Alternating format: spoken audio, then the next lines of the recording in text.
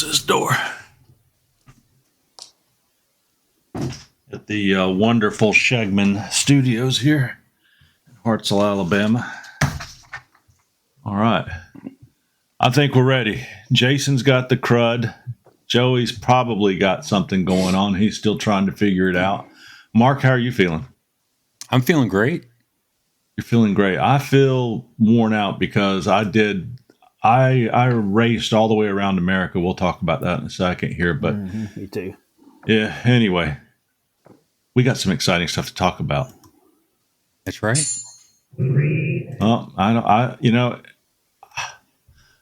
We have some exciting stuff to talk about, Joey. We're not always this bad. I'm not always this bad. These guys are great. 3, 2, 1, 0. You're listening to the Knives Templars. I got a piece off of the wagon that Sam Houston used to take JFK to the moon. Pinto sauce. I like that. Pinto sauce. Pinto sauce. You're tuned in to the Knives Templars podcast. Featuring Jason Fry. Yeah, I've been just been doing what we do. Long time listener, first time caller. Eric T.R.E. Rivers. Holy crap, I built something.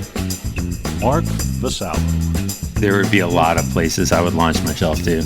Chip Carlisle. We've had a raccoon come through the screen door down in the family room. I was a mean kid. And Josh Ferrand. And now, broadcasting across planet Earth, it is the Knives Templars, coming to you live from PORKHouse Studios right here in Hartselle, Alabama, and scattered across the country. We are on demand, and it's time to sit back and enjoy another show of the KnivesTemplars.com. Hey guys, it's Chip Carlisle here. We were struggling to get some technical stuff squared away. We've got some guys that are right out of the ICU in here tonight. This is a dedicated bunch, all getting sick. Mark, he's been down there in the beauties of South Alabama where everybody goes to get healthy. So he's already returned to work, and I'm just plumb worn out. But I am still super excited to be here. More importantly, I have to tell you that this is a big show. This is episode 83. And what makes it so important is, you just got to know one thing. They sent the boss from the CEO from the headquarters down here to watch the show tonight and listen to us and check out what's going on. I guess we've been getting some calls again. So anyway, we're under the microscope. We want to welcome Joey Berry to be with us tonight. How are you, Joey? I'm pretty good. Well, we know that you're in here. Joey, I saw him last week and he says, I really don't do podcasts all that often, but I've got something to talk about. And I'd like to come on if you guys will have me. And I want to do that Jerry Maguire you had me when you said hello, because I'm super tickled. I hold Joey in high regard. But anyway, guys, hey, this is episode 83, and you are listening to the Knives Templars. Guys are one of the hottest in the nation. I know that now because just got back from weekend at Blade Show. I've been on the road for about 10 days, and it was amazing. It was amazing how many people were coming up and talking about the Templars, or just asking to say hello and this, that, and the other. So anyway, welcome. I'll start off with you, Jason. How are you doing tonight? Man, I'm doing all right. I've been all over the world. Not really all over the world. All over the United States. Went to Georgia and Tennessee and back to Texas and then all the way across Texas. And so I'm wore about half out. We'll see how it goes. One of my good friends that I was hanging out with caught an exotic virus from China. So I'm just kind of crossing my fingers that doesn't come visit me as well. I hope so too. I just got a message in from the home office. They said Joey Berry's recording has stopped. Joey Berry's recording has stopped due to an incoming call. So Joey, if you're getting calls, just hang up on them while you're here. I just did, and we went through and tried to set the phone on, turn the notifications you're on the fine. window, but I just had a call come through from New Jersey. I'm actually on my wife's phone. She gets better reception here, so maybe we didn't figure it out, but we should be okay. Oh, you're doing just fine. I was just going to let you know just in case. So no worries. Hey, so Jason, you've got the crud, but you've got some exciting stuff to talk about, especially. Don't speak that into existence. I'm dodging the crud so far. I'm sorry, you're dodging the crud, and we want you to talk. We want you to talk about your post trip to Georgia, because you did something up in Tennessee. It's pretty cool. Mark, what have you been up to? Well, the first 2 days after Blade Show, I was just trying to get my feet to recover. Right, first time I was helping somebody out at the table, and basically was standing up for 3 days. I don't know how everybody does it. So besides for the walking around, but yeah, a little extra. I hear Kyle Daly doesn't offer any chairs to his employees. That's right. Right thing to do is stand up for your customers. There you go. So yeah, just got settled, got all my stuff back. Got a couple things. I was working up to the last minute to get those knives done for the guild. So the shop was a mess. I had to clean that all up when I got back, and put some new lighting in the shop. So that was exciting. It's I found out you can't grind if you can't see. That's true. So got a whole bunch of those LED fluorescents, at Harbor Freight, and strung them all together. So it's in a little shed. It's like the sun in there now. So it's really nice. Yeah. And that's and then I got back to working on my cabinets because I stopped doing that to get some knives done beforehand. So I got to finish getting those done in the house. So. Well, good for you. You jumped back into it. I will tell you, I was so happy I got to go to North Georgia, up where Pop's shop is, but I was over at my headquarters where I work. So I worked there Monday, Tuesday, and Wednesday, and I stopped in 2 days for a guided tour of Pop's Knife Supply at the worst possible time as they were getting ready for Blade Show. And do you know they shut down everything just for me to walk me around and walk me through everything. So I tell you what, those guys, that's why they have the best customer service in the business. And then I went to Blade and had a super blast that we'll talk about a little bit later. But then I was like, I'm not going to be home for another week. I miss my wife. And I guess there's a point in time where you just miss getting, reminded of what's on the to-do list. So I had to go home for an evening and got told what was on my to-do list, spent the night, and got the heck out of there the next morning for another 3 days. And by gosh, come Wednesday rolled around, I was missing home again. So I was supposed to drive home today, but I drove home into the night last night. In fact, I probably drove by. How far do you live off of 20, Joey? In Alabama, about 30 minutes. Well, man, I could have stopped and had dinner last night because I got home kind of late. But gosh, it was good to get home. So, Joey, how you guys recovering at Pops? Good. Blade Show's a absolute circus for a few days. We take off on Thursday morning and don't come back till Sunday, of course. But it takes us a couple days to pack the trailer, to load up, to prep, to go through the list, to get it all loaded up. We probably took a couple 1,000 pounds of steel, belts. I mean, if you can imagine, we try to take a little bit of everything in the store. But it's been an adventure. But we're getting pretty used to it. It's starting to be second nature.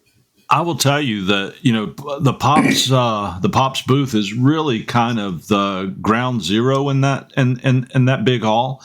If you want to find anything, you look for Pops, and then you know whether to go left or right, forward or back. And I've done. I don't know if you guys have done it, Jason and Mark, but many times I look to see where Pops is, kind of get more orientation where I'm going. But also, it stands out there nice, calmly back in the center, and there's always plenty of people there to help and do a great job. So, as always, you guys did a good job this year. So let's jump into it, guys. If you haven't been to knivestemplars.com, I do want you to know that we updated the site today. So, guys, you got to go out there and check that out from time to time. We've picked up a couple additional sponsors out there, and I am proud to say that we have picked up Even Heat as one of our sponsors. And I had an opportunity to go over and speak with them this week because, on the flip side of that, I had purchased a even heat oven from Pop's Knife Supplies, and got a chance to let the gentleman, oh my gosh, Spencer. Let Spencer walk me through the whole process, the whole machine. It was like going to a hammer in with Niels Vanderberg and being shown how to, hammer out a knife. In this particular case, it was how to use that tap 2 as well as all the ins and outs on the machine to make it much easier and shorten the learning curve. So thank you guys for that. Let's jump into it. Before we get started, I want to talk about, we have a couple of announcements. Jason, you being the newly elected president of the Knife Makers Guild, I guess you've got some accolades and not towards us, but I mean, we're in that group, but so things to talk about this year. Mm-hmm. So I have a couple of friends named Mark and Chip who worked their heinies off and got some knives done and successfully passed their inspections to be probationary members of the Knife Makers Guild. If you're driving in your car, take your hands off the wheel and give them a hand. Yeah. Well, but not only that, you the guild this year. Go ahead. I was elected president of the guild. That is simultaneously awesome and scary, right? So y'all have listened to me a lot. You know that I have sometimes ideas or at least opinions, and I like to get things done, and I think the guild needs that, and that's great. But at the same time, like Bob Lovelace was on that list, and Buster Warinsky's on that list, Dr. Fred Carter was on that list, Gil Hibbins on that list. Why is Jason Fry on that list, right? Like, I respect the magnitude of the men that have come before me, and I just hope I can live up to that. I don't know. I'm going to do it the best I can. I feel like we'll make some good progress, but it's humbling to be considered among those guys. Well, there were so many. My experiences, this was it, and I will tell you, I was trembling while they were looking at my knives. My hands were just rocking, and I don't know why, but I couldn't control it, and they were just sitting there. And thank goodness they didn't ask me to hold a knife, so I'd look like the Britney Spears video where she's dancing with the two knives. It's called buck fever. It's called buck fever. That's Same what it thing was. Happens. Right.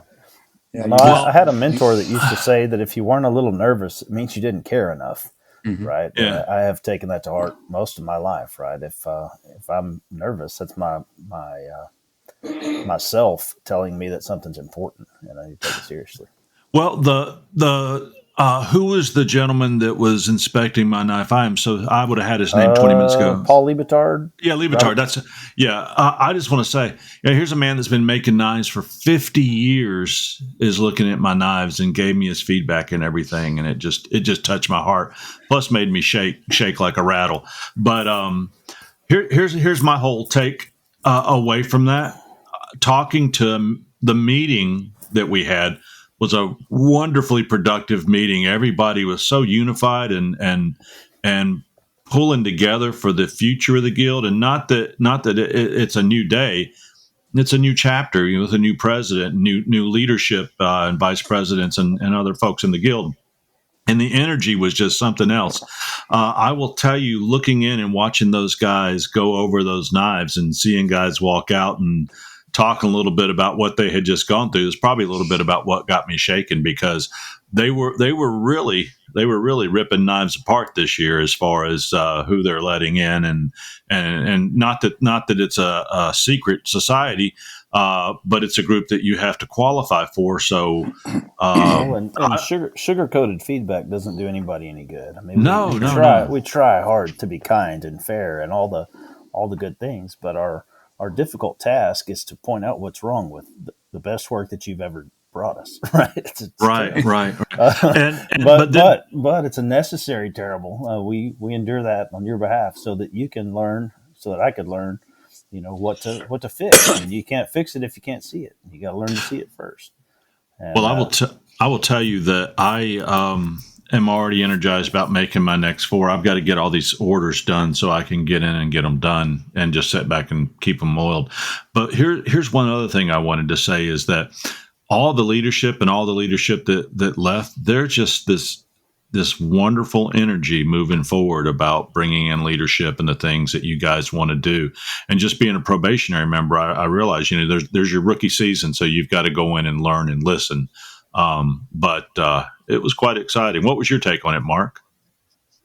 So my takeaway, one, it was really exciting, right? Let me start by, if anybody who's listening didn't know, not the actual podcast that we did just before we left, but the one before that. I wasn't really planning to submit any knives. I was gonna do it this year, and then Chip brought up on the podcast is like, hey, I've seen some knives you posted. You should consider, and we can both submit knives for probationary membership. Hey, if we don't make it, then we'll just learn what's wrong and try harder next time. And so at that point, I had I still had to make 2 knives because I had a bunch of those EDCs I make, and so yeah, probably about a week and a half. I had to put that buoy and another hidden tang together, but setting the stage for going into that room. So me and Chip were in there same time, and so we're both at the table getting our knives inspected. But I do remember one thing is that when I went by the table he was at, they had this huge magnifying glass sitting there. And I was like, man, I'm glad my table does not have a magnifying glass on it. And right. So that made me feel a little bit better. I don't know, but or maybe that Kyle Daly just has really good eyes and doesn't need it. He was using his ichrometers. That's right. But it was a great experience. And yes, I fumbled a little bit trying to get my knives out of the cases, because I was I was a little bit nervous and awkward because you don't know how the situation is, like what's the process. But everybody was super respectful, super polite, super constructive. So it was a great experience, and it was. I'm really glad I went forward with it.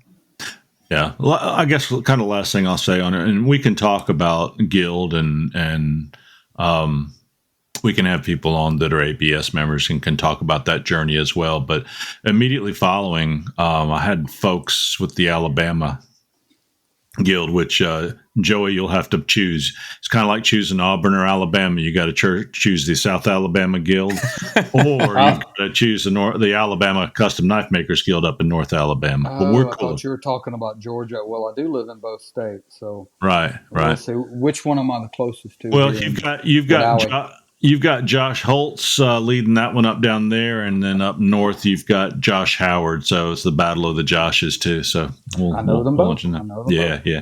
But I got invited to present my knives and talk about that journey with some of the makers with our North Alabama Guild, or I say North Alabama because there's 2, but it's the Alabama Guild. I look forward to talking about that because we all started somewhere, and there's a lot of guys I saw at Blade this year that are so fired up and want to make them. I don't want to become the I don't want to teach them to do what I do per se, but I want to give them the okay to follow whatever their vision, wherever their path takes them. If they want to be in a guild, or they want to be in the ABS, or they just want to make really nice knives and sell them. It's totally up to them, but they can just see this as an option, something that I chose to do. So, thank you, Jason Fry, your leadership and all the things that you did this year, because there was more than a handful of guys. Y'all probably had 15 to 20 people that became voting members this year, there was 14 new voting members. Oh, okay, and then about another 14 or 15 new probationary members. So yeah, pretty good crop. Yeah, that was a large percentage increase. Well, and then we signed up another 10, I think, over the course of the show. So. Yeah, you guys stayed busy. It's been a good year. Yeah, they stayed busy.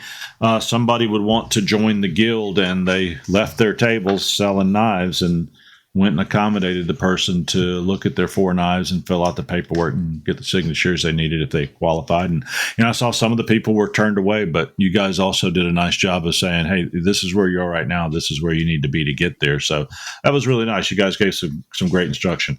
Before we get started, though, I want to talk about this.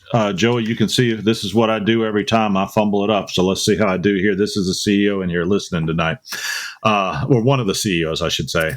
Hey, guys.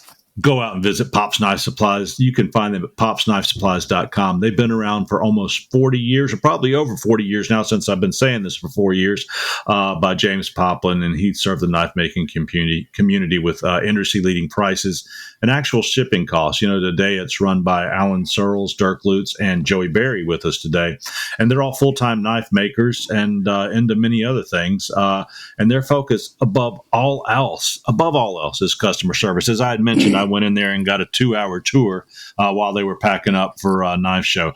But not only do they offer great service, they offer great products and prices. I ultimately went and bought my kiln there, and I loaded up on a bunch of new supplies, not only at the show, but in the shop leading up to the show, just to make sure that with all those people there, they didn't beat me to those things. So check them out today at Pop's Knife Supplies.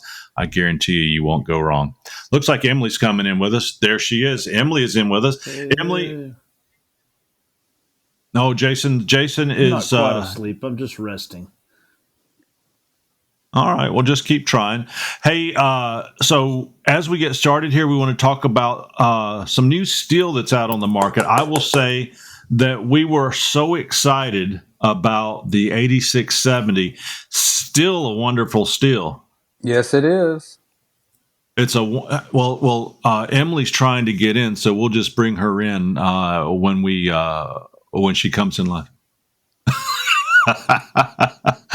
So just so you know, Joey, we will edit this part out when she comes in. So anyway, okay.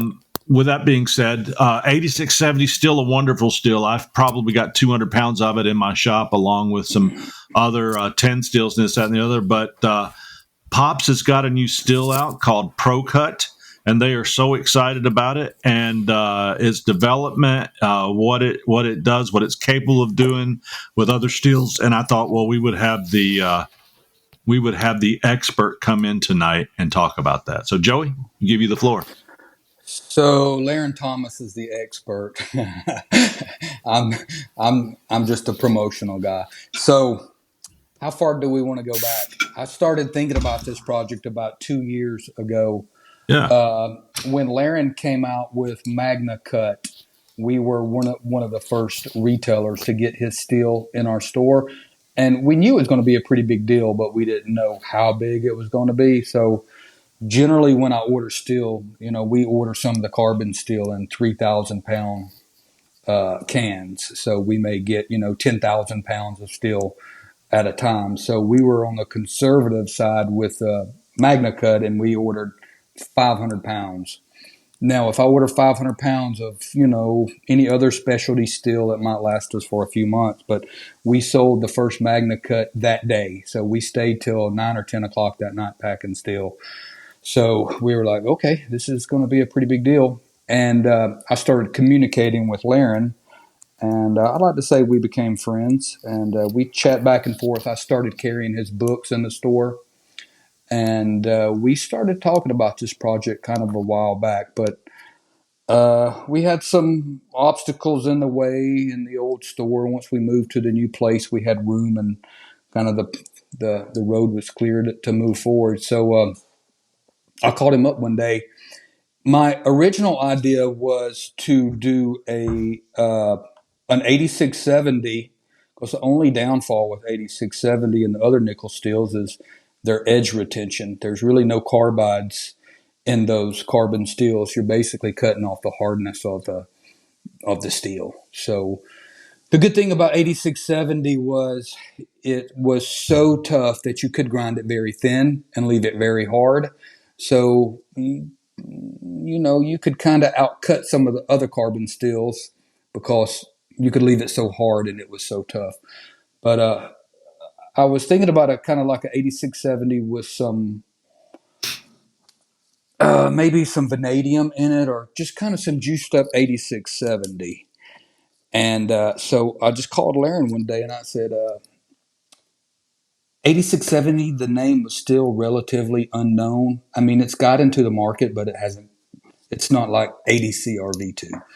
So right now, I guess if you asked 100 knife makers, probably most of them know what 80 CRV2 is. It's the forging. It's kind of the go-to carbon steel. Yes, sir. You guys kind of agree? Do y'all use 80 CRV2?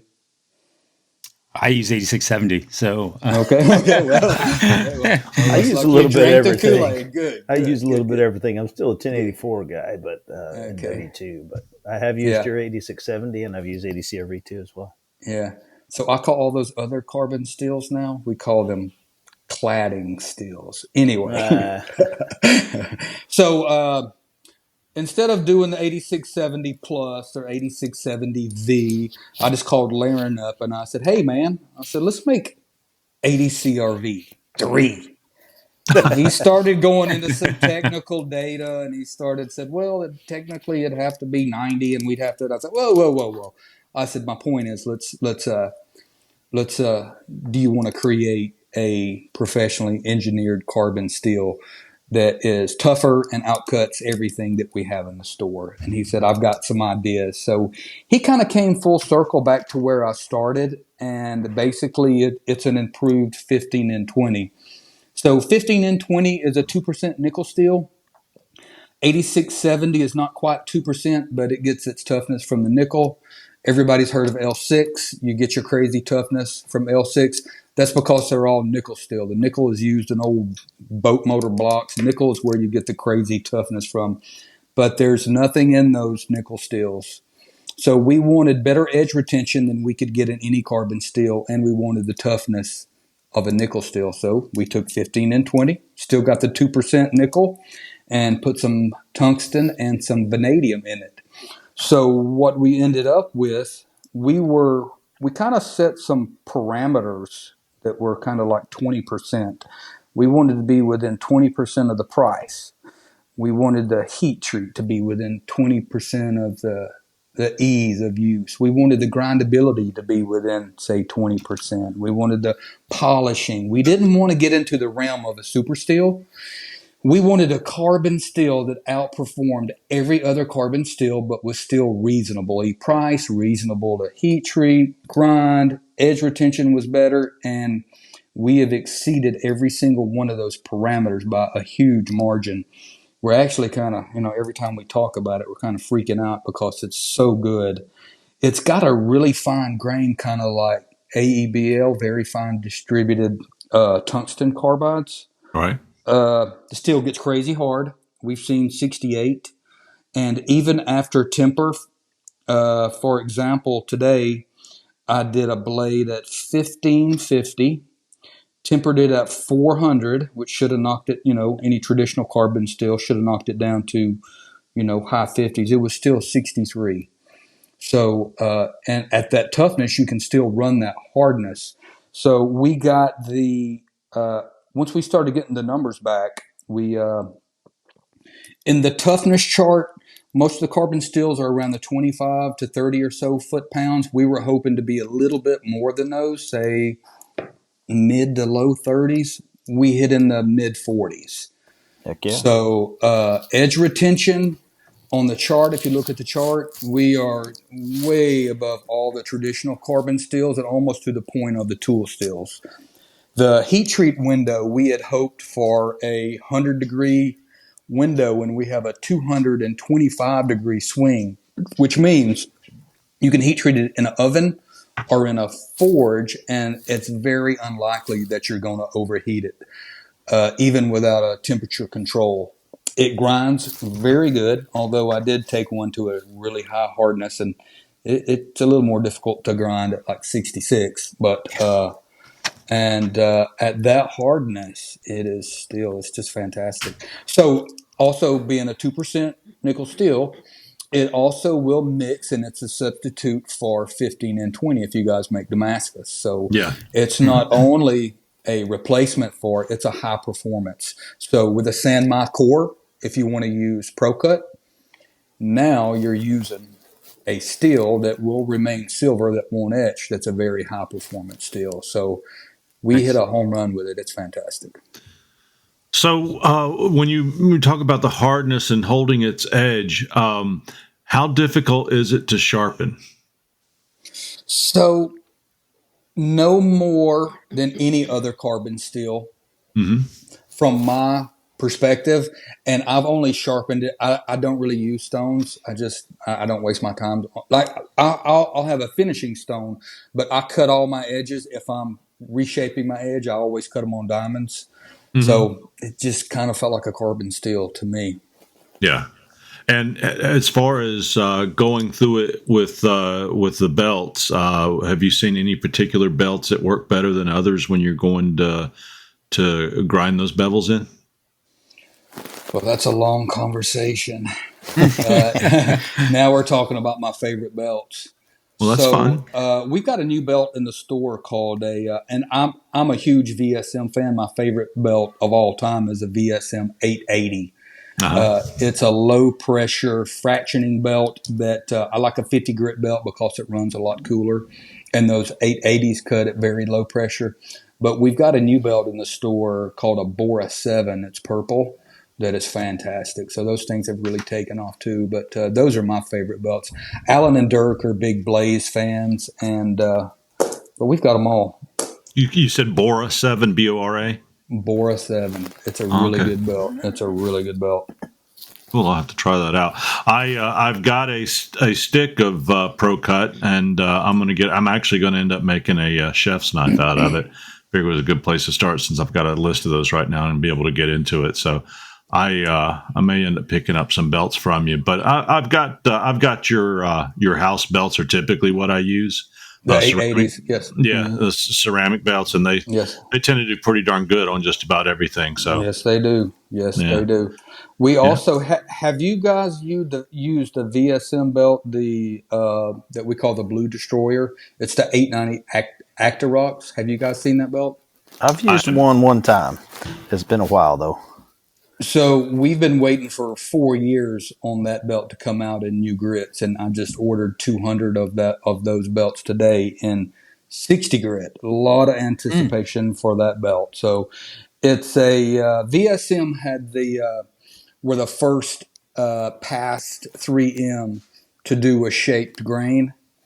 Basically, a shaped grain would be like a grain shaped like maybe like a little cup or a little star or the shaped grain is shaped somehow, kind of, to cut a little bit better. The Cubitron 2, 3M held the patent on that for years, and then VSM was the first to come out and do a shaped grain. And now in the Blaze belt, the St. Gobains have their Razor Star that each grain is shaped like a little bitty star. That's a fantastic belt too. Oh, wow.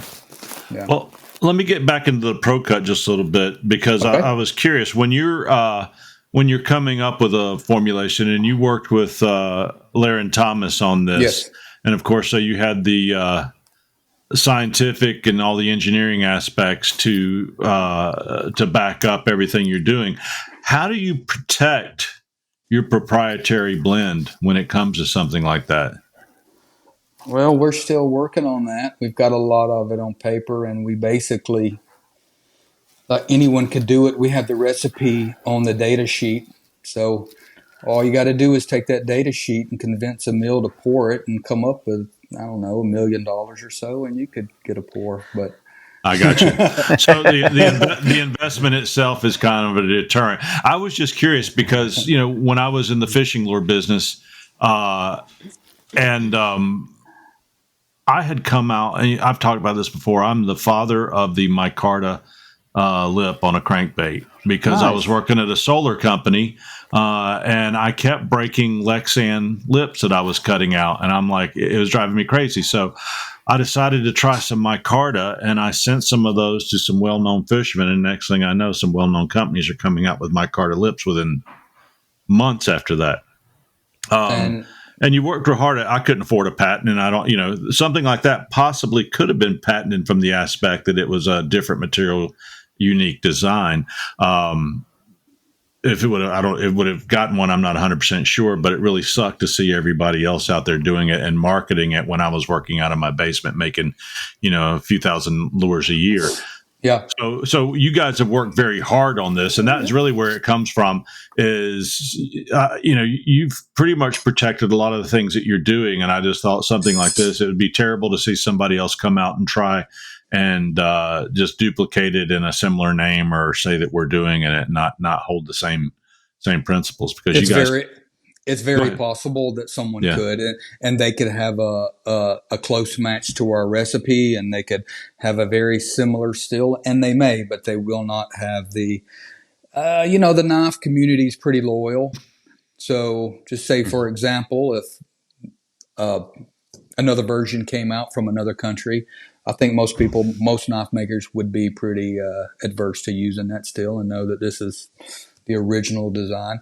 I don't know if you know the history of AEBL, but there's half a dozen different versions. There's SF100. That's the English version. There's AEBL. There's 14C28. There's Nitro V, which is they're all almost the same steel. So there's not a lot we can do to like exact hold the copy. We can copyright the name. Yeah. And of course, we have a deal with our mill that we are the exclusive manufacturer, and they manufacture and we sell. So maybe by the time it happens, we'll already have sold 40, 50 million pounds. So there you go. Well, it was kind of exciting to see that this steel is coming out of a country that is known for making superior products and certainly superior steel. So yes, for sure. I don't know if that can be divulged right now or not, but that was very, very impressive. So you will pay a little bit of a premium price, I've seen, on this steel, but everything that I've seen, and it's not much higher, don't get me wrong, I'm just saying everything that I have seen is just 5-star reviews on everybody that's using it. So I'm waiting for the videos to come out when people are starting to cut other knives in half with it. Those will come. That is what I'm going to do as soon as I get back. I'm going to heat treat a couple of knives on the one thing we got with that range of heat treat was we basically came up with 2 recipes or 2 ranges of heat treat. Laren called me when we were doing the initial testing, and I cut out the toughness samples, me and Dirk Lutz, and I didn't do the full spectrum. I was just trying to grab at a number for some initial marketing. So we basically just guessed on the numbers. Yeah. And Laren called me up and said, "No, we're the toughness is good, but it's not what I expected." And I said, "Well, we just may have to use different words. We may have to use, perfectly balanced. It's the carbon steel that's as tough as all the other carbon steels with better edge retention." And once we did the full spectrum of heat treats, we got into the crazy toughness on the higher temperatures. I was actually in the exact same spot that he called me the first time and said, "Hey, we hit some crazy numbers." And so we went from 25 foot-pounds of toughness up to like almost 45, which is ridiculous. I mean, it is. If you look at the rest of the numbers on the chart, I should have a sheet here, but they're way down here in the the 5 to 20 foot-pounds of toughness. 8670, it's way up here by itself in the the 43 to 45 range. And in the edge retention, you've got all these other steels, and there's another big leap to ProCut and edge retention. So it's kind of a lonely steel up there by itself. So, but with those 2 heat treats, we basically, after we got the micrographs back and we were able to look at the images and determine what was going on, where we got the toughness here and there, at the 1475 to say 1500 range is where you're going to get your most edge retention. You have more carbides present.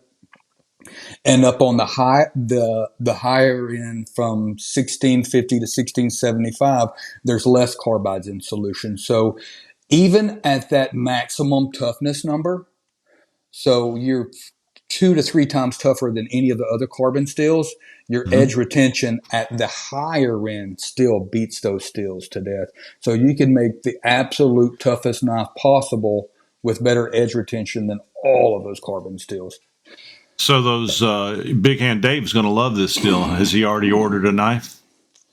Well, we're talking about it. We have limited thicknesses now. So, we have 3 32nds, an 1/8, and 3/16, but we're trying to work out some forging thicknesses. So, yeah. It's not going to be at the level of a 4V or those super high-end powder steels. And we didn't want to go there. We wanted a carbon steel that would outperform all the other carbon steels while still being affordable. Most of those 4Vs and the M4, the crazy steels, those Rex 121s, those crazy steels that they use enough steel to make one of those knives is a few $100. That stuff is insane. And if you ever tried to grind those steels, it'll break you from knife making. Have you guys ground 3V? No. You should give it a try. It's like it'll definitely change your mind about super steels. Well, I will tell you, Mark was talking to somebody at the show that I guess they're a competitor, but they sell some diamond belts, and we found out they were about $400 a belt. So we won't be going after any diamond grinding belts anytime soon. Yeah, we order those occasionally for a couple of customers, and it's a prepaid deal because it takes us a couple months to get that belt, and when you get it, it looks like a regular J-Flex, which is $400. But yeah. They said that the backing wears out before the belt does. Yeah, and they use those things. The two guys that we sell them to use them for grinding stones. Makes sense. Yeah, when they put different types of jewelry and stones and knives and stuff like that. Well, has anybody or Niels or anybody at the shop have they forged it with it yet? Absolutely. And it's within the range of what we expected. Does it forge like 1084 and 8670? No, it's a little bit harder. But it's maybe in the range of 5200. It's not that. It's really not. I don't forge, so yeah, I don't have anything to compare to. Like I've made like 10 strikes on something, but my elbows will not allow me to forge. But it's a little bit harder. The first billet we made, we used 80 CRV2 and ProCut, and the hardness of the ProCut, it seemed like it squeezed the carbon out a little bit thinner because the ProCut was so much harder. But it still makes a fantastic replacement for 15N20. Well, Eric, who's on the show with us tonight, we've got a couple people just in case. We haven't announced yet. Emily's on with us tonight, and we've got Eric has come in. We have our day jobs, and we get in as quick as we can. But Eric, you said that you're going to be. I saw you have a Pepsi shirt on there, Eric. I was going to say, I started to say, Eric works for Pepsi distributor, and I started to say, well, you're talking about people possibly trying to copy your steel, and I'm like, well, we know Pepsi is no Coke, and then I realized I better watch that because my buddy's on here. But Eric, exactly. you're going to be forging with that, so I'm assuming you're going to want to forge it pretty hot. So I should know that number, and I should have a data sheet right here in front of me, but I do not. But I don't think it's crazy hot. It does have the tungsten in it, and you do need to keep it a little bit hotter. But Niels Vanderberg forged with it. Alan has forged with it. Dirk has made a couple of billets, and nothing stood out about it being more difficult to forge or manipulate more than any other carbon steel. I'll probably have it most of the time above in that like 1800 range. Whenever I'm forging, I got the 332nds. I'm gonna do some chefs out of it this weekend on the live stream, and nice try it out, see how it does, and show it off a little bit, because I know it's kind of the newer steel. People have seen me forge all kinds of steels, but I figured since that's the new thing, I'd at least show it off a little bit for y'all. And we had a customer who is one of the crazy hard guys. These guys, they take every steel to its maximum hardness and do a 250 degree temper. So the first thing he wanted, he's one of those insane. Sounds like me. The first thing he did was took a piece and ground it down to where you could run your thumb down and roll the edge. He ground it down to paper, razor blade thin. I think he quenched it at 1500, 1550, and tempered it at like 260. I'm like, dude, that's nowhere in the recommended range. And then he went to liquid nitrogen liquid nitrogen, and then tempered at 250 or 260, and came out with 67 to 67 and a half. And he put it through the paces, and that blade stood up pretty well. We put it on the sharpness tester, and we're getting ridiculous numbers. It's got there's something tangible about a toothy steel. If you guys are knife makers, you know what I'm talking about. That you can take it up to a really fine grit and even buff it, and you still feel a tooth to it. Mm-hmm. It keeps a real toothy bite even at a really high polish. So it's really cool. So the thing that I'm looking forward to is I've been using a lot of 26C3, and I use 15 and 20 and a few different things for the high carbon chefs. And I get the 26C3 after temper to about 65, 66, and rock well on it, and I keep it there. So I'm looking forward to seeing the difference between that and this, and the toughness that y'all are saying that you can get out of it, because I've been enjoying doing the 26C3 EDCs with a little bit harder edge on them, but I want to see how this stuff goes, and kind of play with it. And I'm gonna do some low layer Damascus with it too. And what are you going to blend with it? Either 80 CRV2 or 1085. Okay. Yeah, so it should mix well with it. A lot of the guys at the show were super excited about the Apex Ultra. Yeah, I've got a part of that. Have they been using that with it? So no one's used it yet. Well, no one that can talk about it has used it yet. But we were going to distribute the Apex when that steel first came out, and we had some trouble with it. And not trouble. It wasn't the steel. It was just the European makers are used to coming from the manufacturer. They told me that like in South Africa and in Europe, that steel took off like crazy. So we're going to we're going to join back, and they love it. So we're going to start importing that steel back again. And this is the mix that everyone's very excited about. But this time, we started out in 3/16 by 2-inch bars, which are forging sizes. And on the next round, we'll have it in some very thin stuff for Damascus and some stock removal sizes like 1/8. So this will be the new premium Damascus. Those two together will be a very high performance Damascus. Yeah.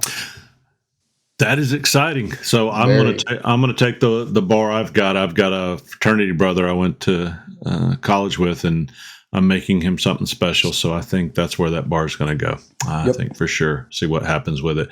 I'm certainly going to watch Eric over at the Rivers Experience on YouTube. If you guys aren't familiar out there listening, you need to visit Eric.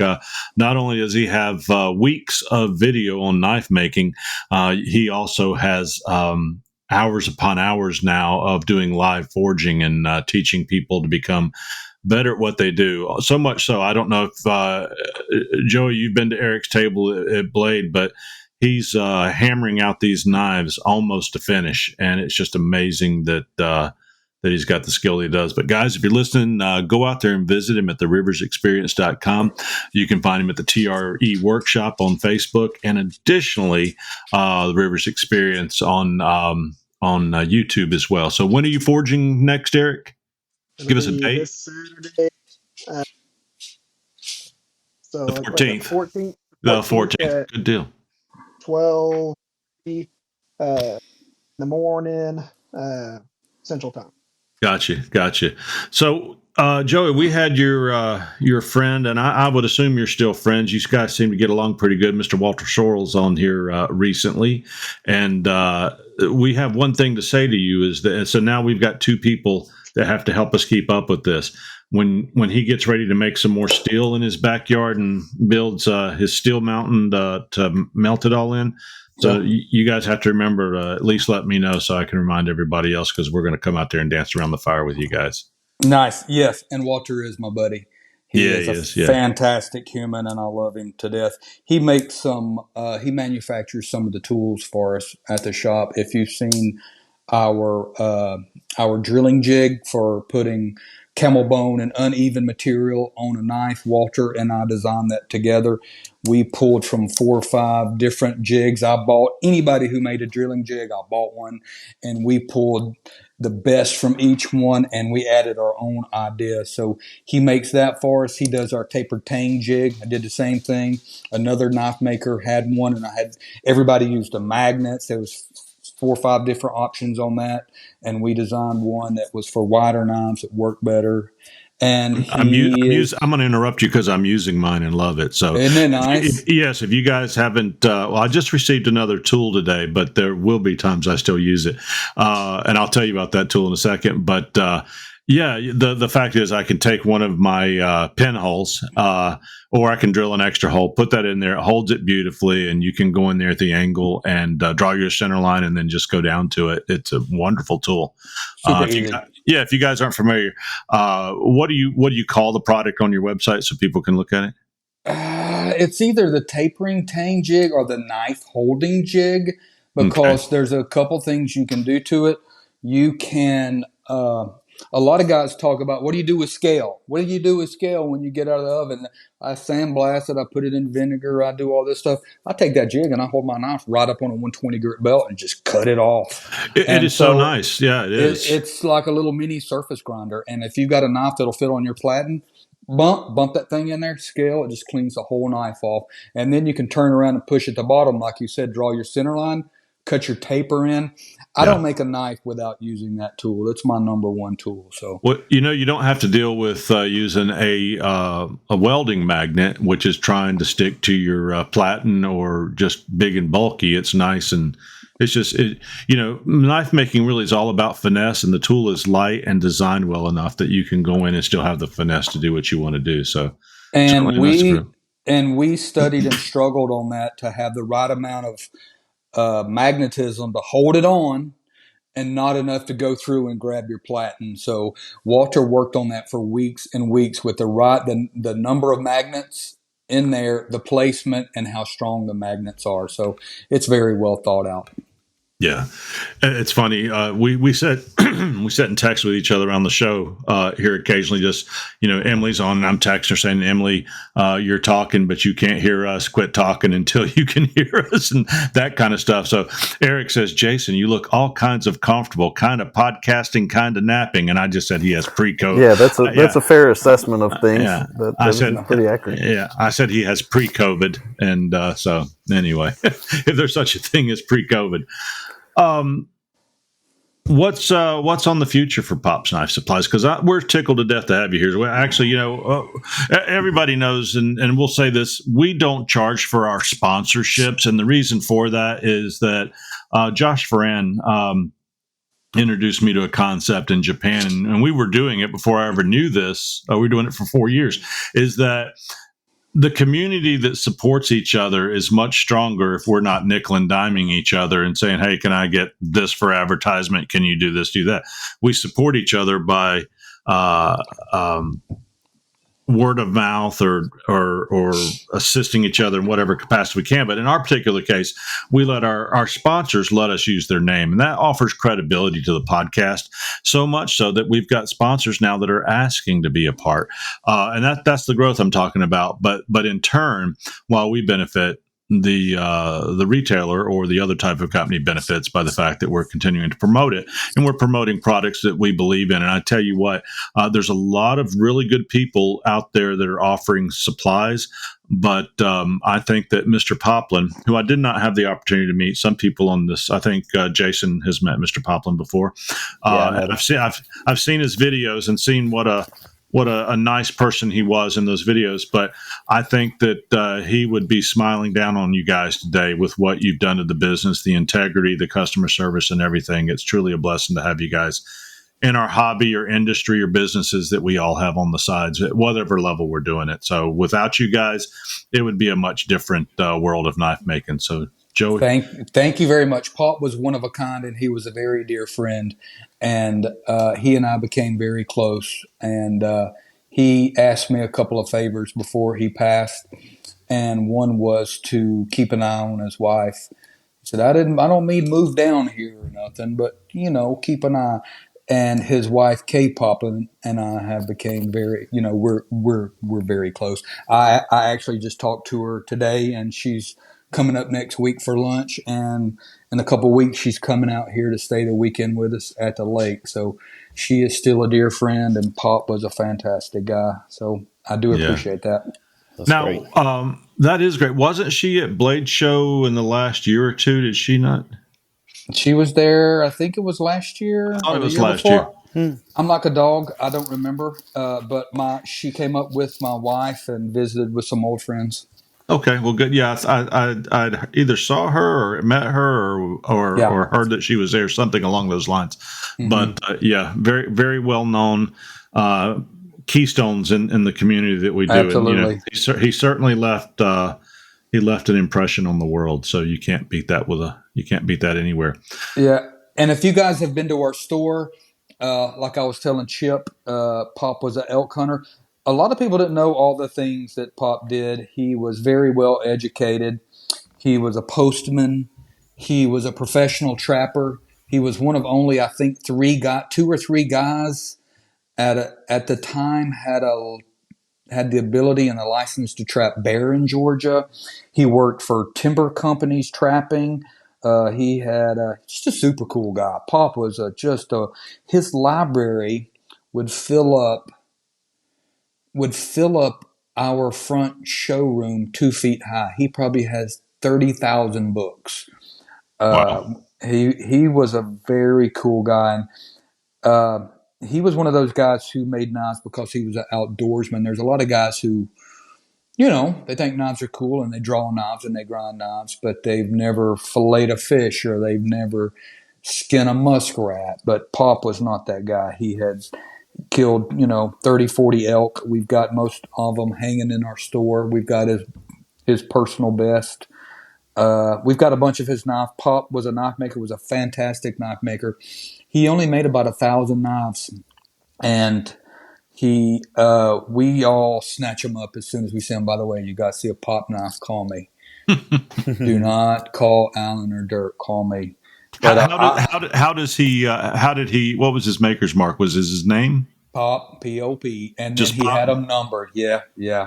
Once you see a few of his knives, they'll jump out. It looks like a Loveless, a very clean Loveless style knife. Very, very pretty knife. I have some of his very early knives. I've got some super low numbers. Before he passed, he gave me number 1. So that's as low as you get. I've got number 9. I just picked up number 28 about 2 weeks ago, and I've got some in the 2 and 300s. But Pop told me, he finally told me that most of his knives were in Japan. And I said, Japan? He said that in the 90s that the Loveless market in Japan was through the roof, and that they were sending buyers out to buy knives at shows. And his knives were, I've got an original pamphlet. I think he was selling a knife for, I don't even want to say this. I think they were like 140 or 50 bucks. Wow. 120. And if you wanted ivory, it was $10 extra. Wow. So a couple of buyers from Japan would run to his table and buy every single knife. And he wasn't ashamed. He was just like, that's what I went to the show for, was to sell knives. And I hated they all went to Japan. But I'm just guessing maybe a little over half of his knives are in Japan. And let's say there's, 400 left here in the States.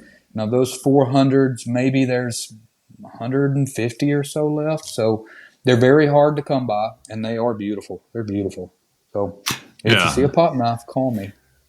It was interesting you say that, because a lot of the fishing lures that I made in the 90s went to Japan, and I would have people that would buy tons of them. And bass fishing really took off in Japan. It was not a native species there. They introduced it, and of course, I don't remember, it was 20 years ago or so, that young man caught the one that beat out the bass caught in Georgia by an ounce or 2 or 3 or whatever, and everybody was arguing over that. But yes, when they get excited about something, Hello Kitty, they go crazy for it. Oh yeah. So at some point, I'd like to go to Japan and shop around for Pop knives. There's got to be about 400 or 500 of them there. Well, that's so cool. Man, I wish I had known that trapping story, because I met Pop in about 2011 or 12. Okay. And I actually came into knife making through trapping myself. I was skinning too many raccoons and needed more knives, and so I just started messing with it. I would have enjoyed talking to an old trapper. It's a good time. Yeah, I've got some of his traps, and they're cool. The next time I go to Kay's, I'm going to grab some of those and hang them on the wall. He had some of them old conibears, and he trapped everything. Super cool. Man, I love to trap great myself. Fun.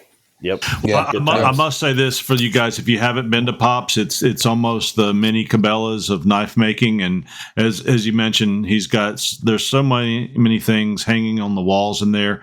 Are you guys familiar with the Red Green Show? It's a Canadian show. Yes, back when I was a kid, I saw that show. Yeah, I was a Red Green fan when I lived up in Michigan. Still am, but it's kind of like the Possum Lodge of knife making. It's a really cool place to go hang out right there in the middle of chicken country. So I'm so fortunate. I work in the chicken industry, and it pulls me over there to visit you guys.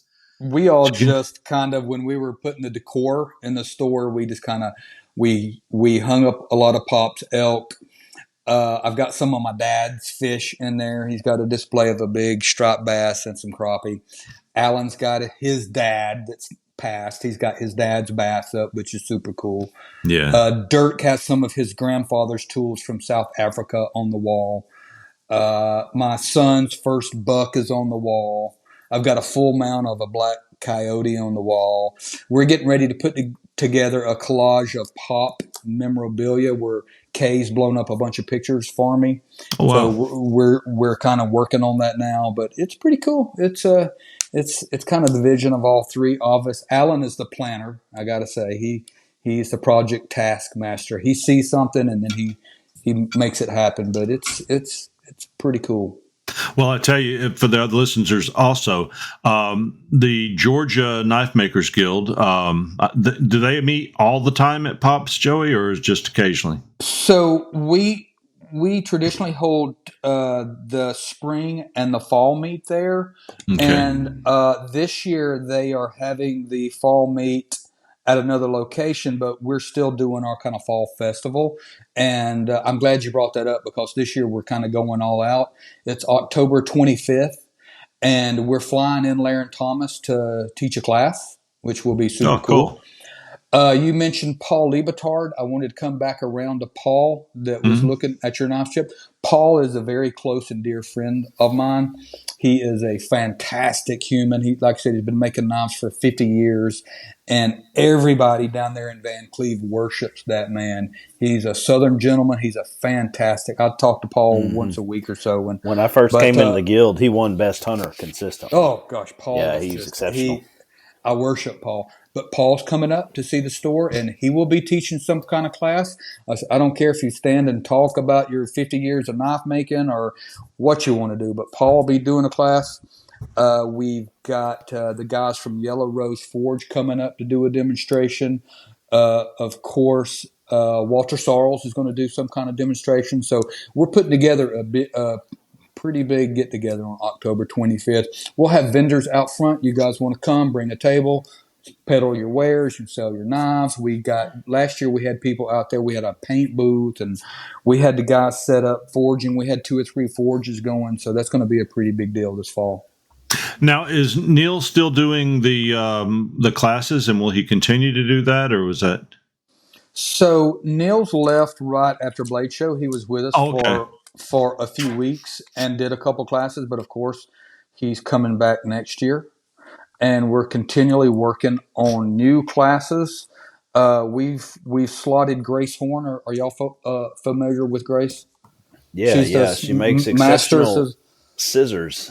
She's the best in the world. Scissors like her. She's absolute best in the world. She's got her doctorate in metallurgy, and she's fantastic. After Blade Show next year, she's going to be teaching a class. We'll have a couple classes with her, and we're going to continue to try to bring in the celebrity knife makers and people that everybody looks up to. Of course, we're going to do some with Walter as well.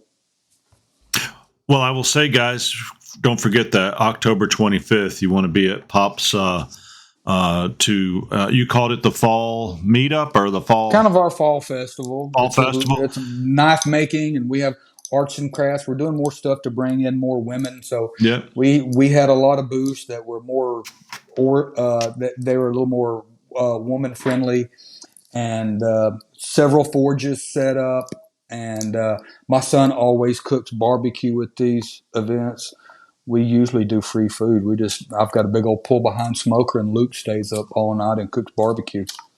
Well, good. I'm a barbecuer, so if I come over on a Friday night, maybe I can. I'm going to plan on coming to that. I'll maybe. Does he cook it out there in the lot? Sets up in the front yard, so Good deal. You can come hang out with Luke and stay up all night and watch the smoker. You know, I tell you what, I've got two sons. One's turning 30 and one's 26. And I tell you what, if you'd sell Luke, I'd just about take him because he's just he's a phenomenal young man. He's just a pleasure to, we've had him on the show for some time until he changed jobs, but wonderful young man. And I hear you got a good family all around. So, well, he is back at the store full time. I know. Yep. And McKenna as well. Guys, you need to know this. Dusty, McKenna, and Luke, and is it Chris? Chris Yes, is our newest employee. And Chris over there, so they are always willing to help. Well, Joe, I got to meet McKenna for the first time. Oh, go right ahead. I had never met her before in person. Oh, yeah. Only stories from here. So, that's great. McKenna's fantastic. She's one of the best. And her father, Adam Love, is a wonderful knife maker himself. So what a tight-knit community we have. Joey, we're going to move on. We'd love to have you stay in with the rest of this. If you have to go, just make sure that your recording says it's fully uploaded. But man, it has been exciting. And anytime you want to come on here, we would love to have you. I'm going to bug out, but I'm going to leave you guys with one more thing on the ProCut. We are the last day at Blade Show. Laren and I went to the Spyderco table, and we talked with the guys at Spyderco, and we are doing a mule team in ProCut. So if you guys are you guys familiar with the mule team? It is it's a naked knife they do with no scales, and any new steel, like all the hot new steels, they do a run on these knives, and they send them to the guys who want to know about steel and want to test them. So that's kind of the spark is kind of lit on that.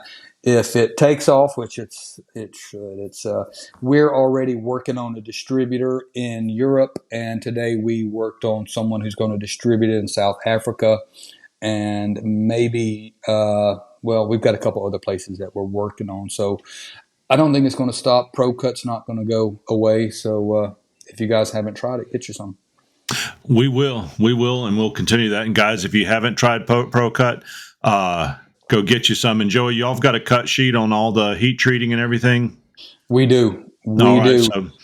So if you get some, guys, make sure you get the cut sheet on it and do it right. Make a nice, beautiful, hard knife that everybody will be envious of. And if you have any questions, just call us at the store. Everybody at the store is a knife maker except for McKenna, and she at some point is. But Dusty, our store manager, is a professional knife maker. All three of the owners. Luke is a fantastic little knife maker. He is. And Chris is starting to dabble in knife making, so we're trying to push him over the edge. Well, good deal. Well, listen, when you hang up, don't turn your phone off until it says upload complete, and we will be good. And as always, we'd love to have you on here anytime you want to come or anything you want to promote. You are one of the greatest people in our industry, and I say that equally for Dirk and Alan and your entire staff. Thank you for what you do. Chip, thank you for those kind words, and I appreciate you guys having me. Y'all have a good evening. Well deserved. Have a good evening. Bye, guys. See y'all. Bye. Yeah. All right, guys. Well, man, I tell you what, I could have talked for 2 more hours. So we're gonna have a little start over here because we've all kind of come in and nobody knows who's here. Post Blade Show, we have the great Kyle Daly, who is sufficiently nourished. His wife finished the last day of school today, and they went out and celebrated. He just came in with us. We got the TRE dude himself, Mr. Eric Rivers from Blade Show, Miss Emily from Casting Crafts, and she is hot off a Blade Show. Fry Daddy, Jason Fry.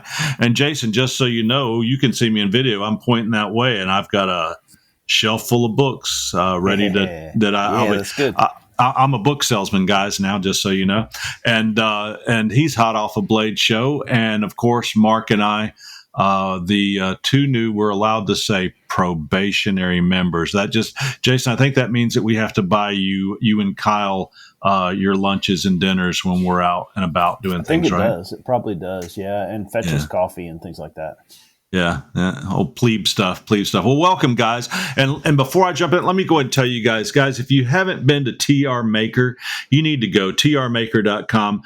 Since 1980, Ucel's been over there making wonderful products. Started out with his family. Now he's doing it, and they're from Istanbul, Turkey. One thing I want to tell you, if you have not used their tools, you need to, because once you do, you're hooked. As a matter of fact, I'm also getting pops. We've been working about getting pops into a couple new retailers here in the United States, and we'll be doing that soon. I work with him. I don't get paid for it. I just love his products and help to promote him. And I just received a surface grinder attachment today, and I am so excited. I can't wait to finish putting it together and use it. So, guys, go out and see what TR Maker has to offer. You can find them at tr-maker.com. And one other one, because you heard me talk about it, was Even Heat Ovens. Spence over at Even Heat, evenheat-kiln.com.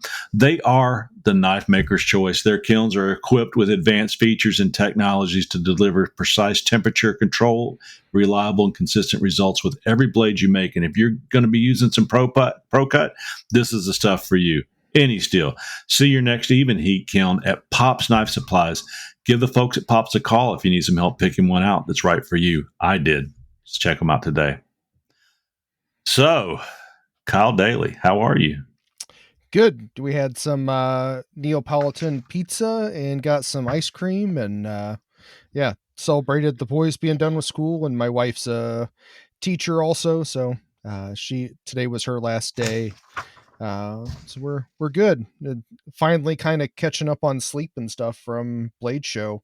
Need to give a shout out to Mark, and he helped me a whole bunch with working the table and getting packed up and setting up and everything. And the same with Patrick getting packed up. Those two guys, I was pretty exhausted at the end of the road, and they helped get everything out to the truck really efficiently. So thank you, guys. And we have to give you a shout out too, because you sufficiently made sure everybody was hydrated and fed. And as always, as I was giving them a kudos for what they do for knife making, Pops, for what you do as far as just fellowship at Blade Show is just phenomenal. Kyle, you are a walk-in concierge and service provider to make sure everybody feels comfortable. So thank you for that. Thanks. Good deal. And we've got Miss Emily from Casting Crafts on here tonight. Hi. How are you? I'm great. That's all you got? It's just hi. I'm great. I have not recovered from that show. I haven't gotten my sleep yet. So you can only give out. So did you give out too many hugs and you're just sore or just worn out from hugging? Because you are a wonderful hugger. You hug everybody. Is that a thing? What a thing? Giving out too many hugs?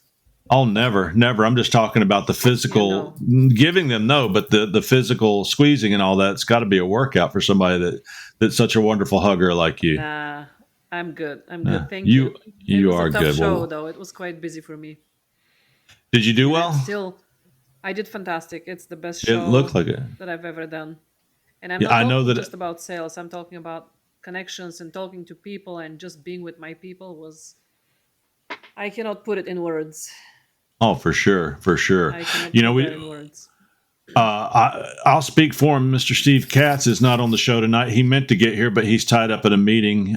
He's has a great day job down in Florida, but he sold everything on his table this year. Did a wonderful job as always, and I got to meet him for the first time, and it was all hugs as well. I think we were hugging and telling each other we loved each other and everything before we left. He's just a sweetheart of a man, and he very much is. Yes. Yes, I'm very, very, very fortunate to know him as well as the rest of you. And we've got the other guy known as Mr. Eric Rivers, who's already spoken tonight. How are you doing, Eric? I'm doing good. Are you a I little?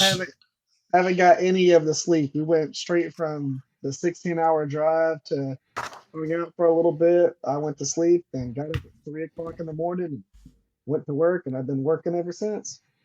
Well, I will tell you, are you a little sad that you had to leave some of your favorite blades with customers who took them from you?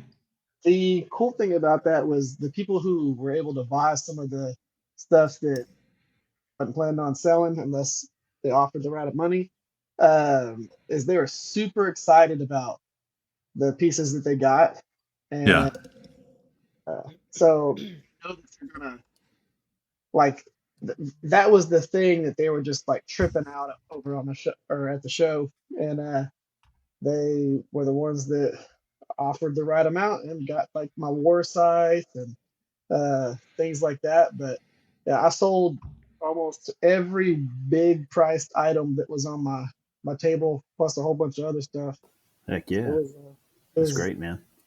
the best show that I've had yet. And it was crazy. I wasn't expecting. Sold all but like two of my chef's knives. Yeah.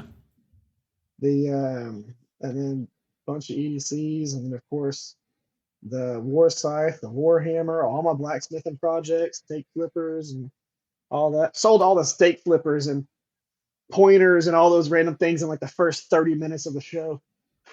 Wow. Yeah. Well, it was so wonderful not only to see a full table of Eric Rivers knives, but also to meet Nisha. She is such a sweet lady. You are one lucky man. She really takes care of you. I was not surprised with how special she was. So meaning she's that way from a distance. We've got to know her, and anyway. Just wonderful, just wonderful. She's awesome. I lucked out a lot on that, and with the YouTube channel and doing that particular part of my life, a lot of people who do YouTube and do social media, their significant other will either be a part of it or won't be a part of it at all, and it's like a hindrance to them that you go and do that thing. But she super supportive, which is hard for us as a family with how much I travel to go to the shows and hammer-ins and do the different events that I do with like the Dragon Forge stuff and with all these things. I travel a lot, and so to have her here to not just be a mom but also make sure that the social media stuff's done. I mean, she's the one that's like, hey, did you make a post? Did you do this? Did you do that? Did you share it to these things? You got the right hashtags? And Yeah. She's been doing really awesome with that. And I mean, she's got to grow with it over the last 7 years of me doing it. She got your back. Yes. She got your back. Hey, so let's jump into Blade Show and talk a little about TR Maker. I haven't sent you guys a video that I plan on sending you here on my new product, and I'll launch it a little later on for other people to see. But I think I might have mentioned it at the show, but I just have to say this real quick again, just because I took a nap today and I think I'm finally caught up. I left a week ago Monday to go to Georgia, and then went to Blade Show, and then drove home, and then went to Moultrie, Georgia, and back around last night. And I know how you guys from Texas feel, and I was getting like a day or a 2-day break in between jumping in the car. So that 16, 17 hours and you too, Kyle, you had quite a ride. How long is your drive, Emily? About 6 hours, a little less. Oh, I do 6 hours all the time, so I have no sympathy for you. That's just it's funny because when I first went to work in the poultry industry, jokingly, my manager said, "Well, it's over 5 hours. Do I fly?" And he said, "Well, son, chickens don't fly. Why would you?" So that was code for you drive everywhere. So we will see. But yeah, that's you guys the have Midwest. That's the Midwest mentality. Like What? why fly when you could drive 12 hours? Yeah, that's interesting because when I lived in Detroit, we would drive 12 hours. If we figured if we could get there before it got dark, if we had to leave at 3:00 in the morning to get somewhere before it got dark, we were good. You drive 12 hours, so no big deal at all. Yeah, that's So how guys, we roll in Texas too. Just drive it. It's well, easier. you have no choice. The state's a day and a half across. Exactly. And there's only tiny airports at the far ends, so unless you're already in the middle, you might as well just drive. Mm-hmm. Well, I'm excited. Next week, y'all will feel my presence in Texas again. So Yay. I will be in Texas, I think, Tuesday through Friday next week. So let's talk about our Blade Show experience. And I'm going to shut up. But before we do, I know that we'll let Kyle get started. You know, Kyle, sitting right next to you are my buddies, Sean and Greg with Phoenix Abrasives. And you can find them at phoenixabrasives.com.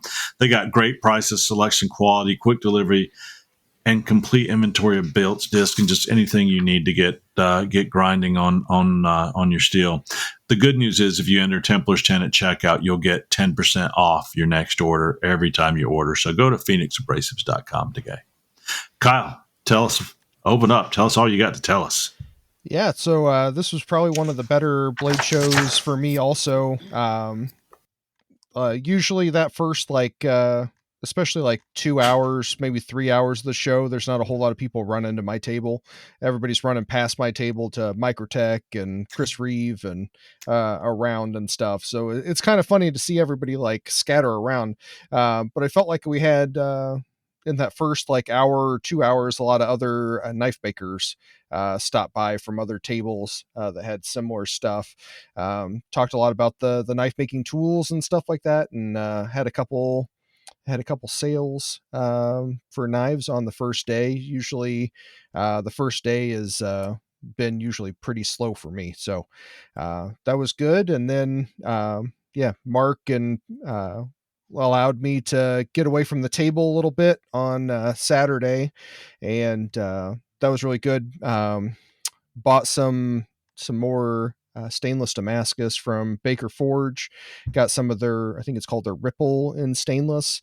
Got a 2¼ inch wide by 18-inch bar. So that should make some good kitchen knives. And then when I was walking around the baller room to see my friends Todd and Spencer and Murph over at Set Supply, got some more whiskey barrel from them. They're right behind True Grit, and True Grit had a whole bunch of Damasteel all over their table, and fell in love with a couple of pieces. And they said, well, if you buy both, I'll give you a discount. And I was like, oh, great.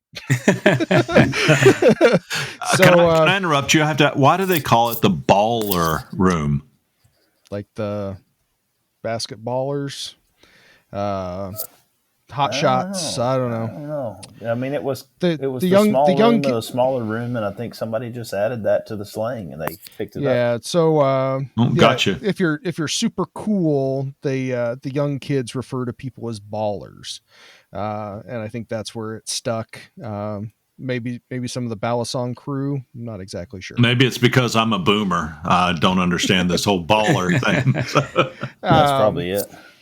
Yeah. So got a couple big bars, a Damasteel, a Veneer.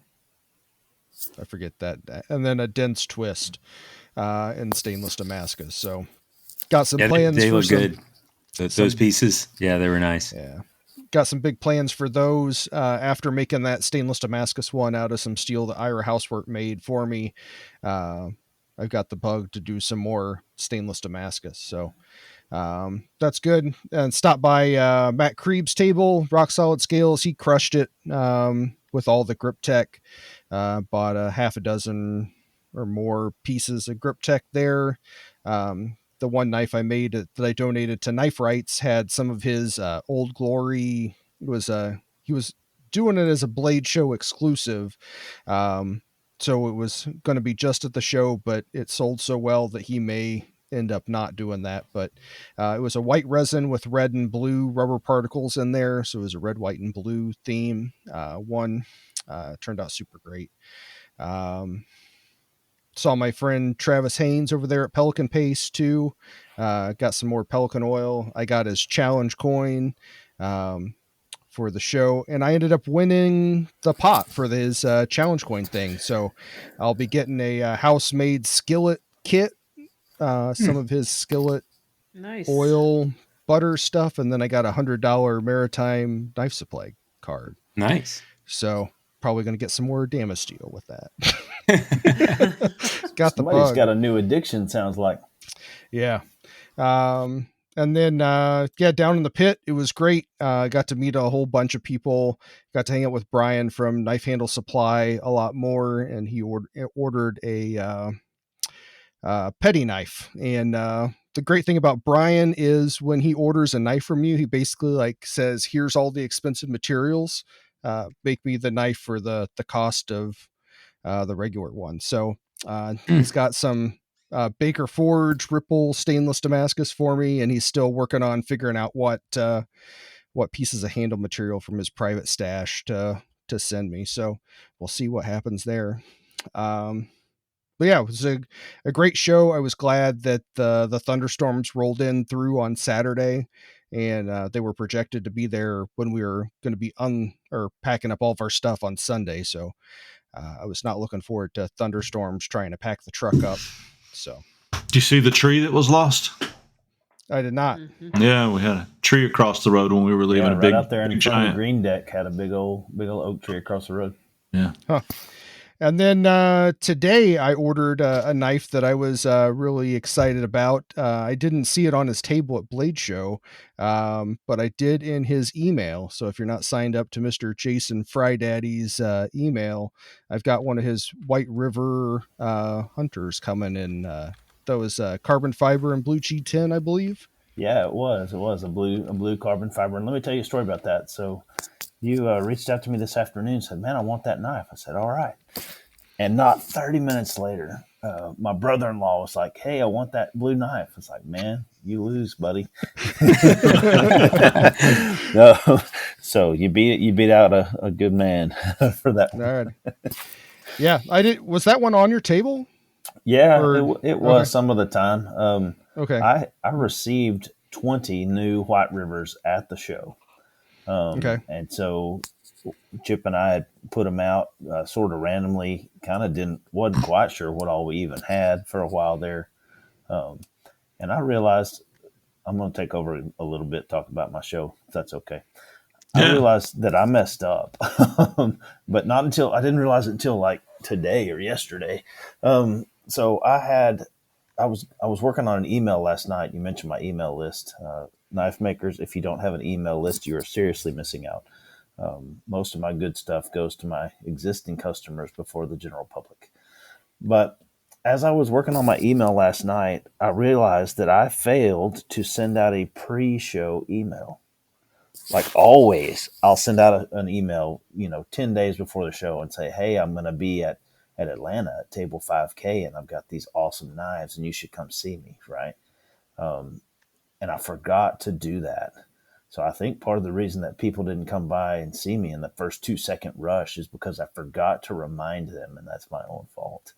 And of course, I'm joking a little, but I'm also kind of not, right? Everything we can do for marketing makes a big difference at a show like that. I mean, I thought your marketing plan was to send Chip away because every time I left the table, you sold a knife. Yeah, that's more just how it worked out. I don't know if that was my plan. No, Chip was a great big help to me, guys.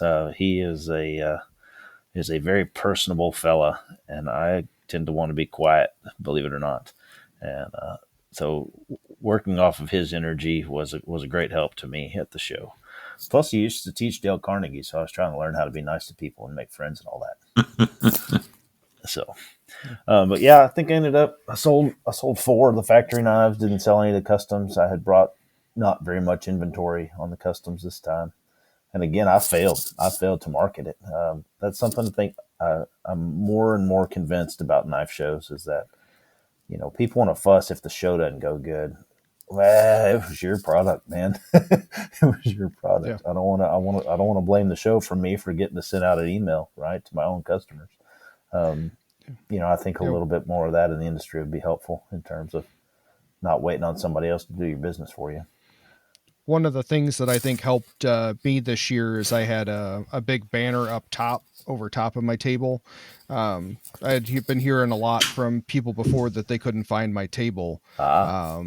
So that one was way up, or pretty much the same height as this is the Phoenix Abrasives one. We kind of planned that out a little bit. So worked out so they see both of ours right there. So was able to pretty much see it through any aisleway, kind of like point people over to it. Yeah, I joke about it a little, but there's a grain of truth to this that I say Blade Show is a little bit like selling sand at the beach. I mean, there is just so much quality in that room, and you've got to do something to stand out. And even a ridiculous high quality piece isn't enough to stand out. Even a $20,000 knife isn't enough to stand out. I mean, it doesn't matter exactly, how good your stuff is. It does, but you got to stand out. Eric? True though. That's true though with what you're saying, because like where I was located, having a super crazy high quality thing made you not stand out. Yeah, that's fair. The 3 rows I was in, it was all the Brazilian, Argentinian / Master Smith. Yeah, that's a tough crowd. And but the issue is they all made the same stuff. It was after table after table of buoys and kukris and daggers and fluted everything, and braided silver inlays, and all the stuff was all this. It looked like one maker brought 50 knives and just had random people working the table. Interesting. They could barely speak English. And at the same time, the quality was literally world class, right? Oh, it was, all of the master smiths and all of the people who were judging knives for the JS guys and all that were going over there and nerding out on those guys' knives, taking pictures of stuff, going, "Ooh, I want to do this. Ooh, how'd you do this? Tell me how you did this." And they had their interpreter come over and explain what everything was. But the amount of people who were over there at their tables that had badges was 5 times more than the amount of customers that they had.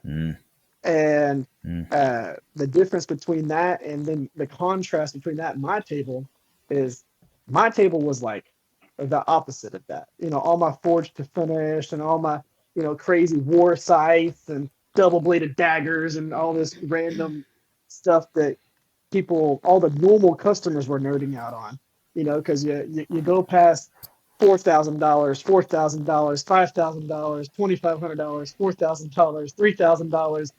That's crazy. $350. What you got here?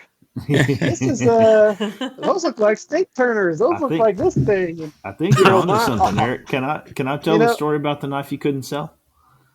Yes. Is that okay? So Eric asked me to come over and look at his knives with reference to potential guild membership, and the goal was not is Eric good enough. The goal was to see if he had 4 on his table that were in that neighborhood, because Eric's stuff is exceptional, but it's not about clean fit and finish always.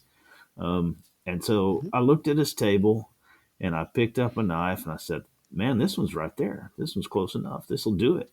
And he said, "Yeah, but I've had that knife for 2 years." Right? So it's an interesting study in contrast, right? So Blade Show is a tough place because everything's clean. Again, there are those makers you're talking about. I'm not going to name drop them, but man, that stuff it is worth flying from some other country to hear just to see it, right? I mean, that is literal world-class top-end work. But that, interestingly enough, doesn't stand out at Blade Show like you would think. Did you say you sold that knife? I sold that knife. I Heck sold almost all my eats. Man, that's great. Everything.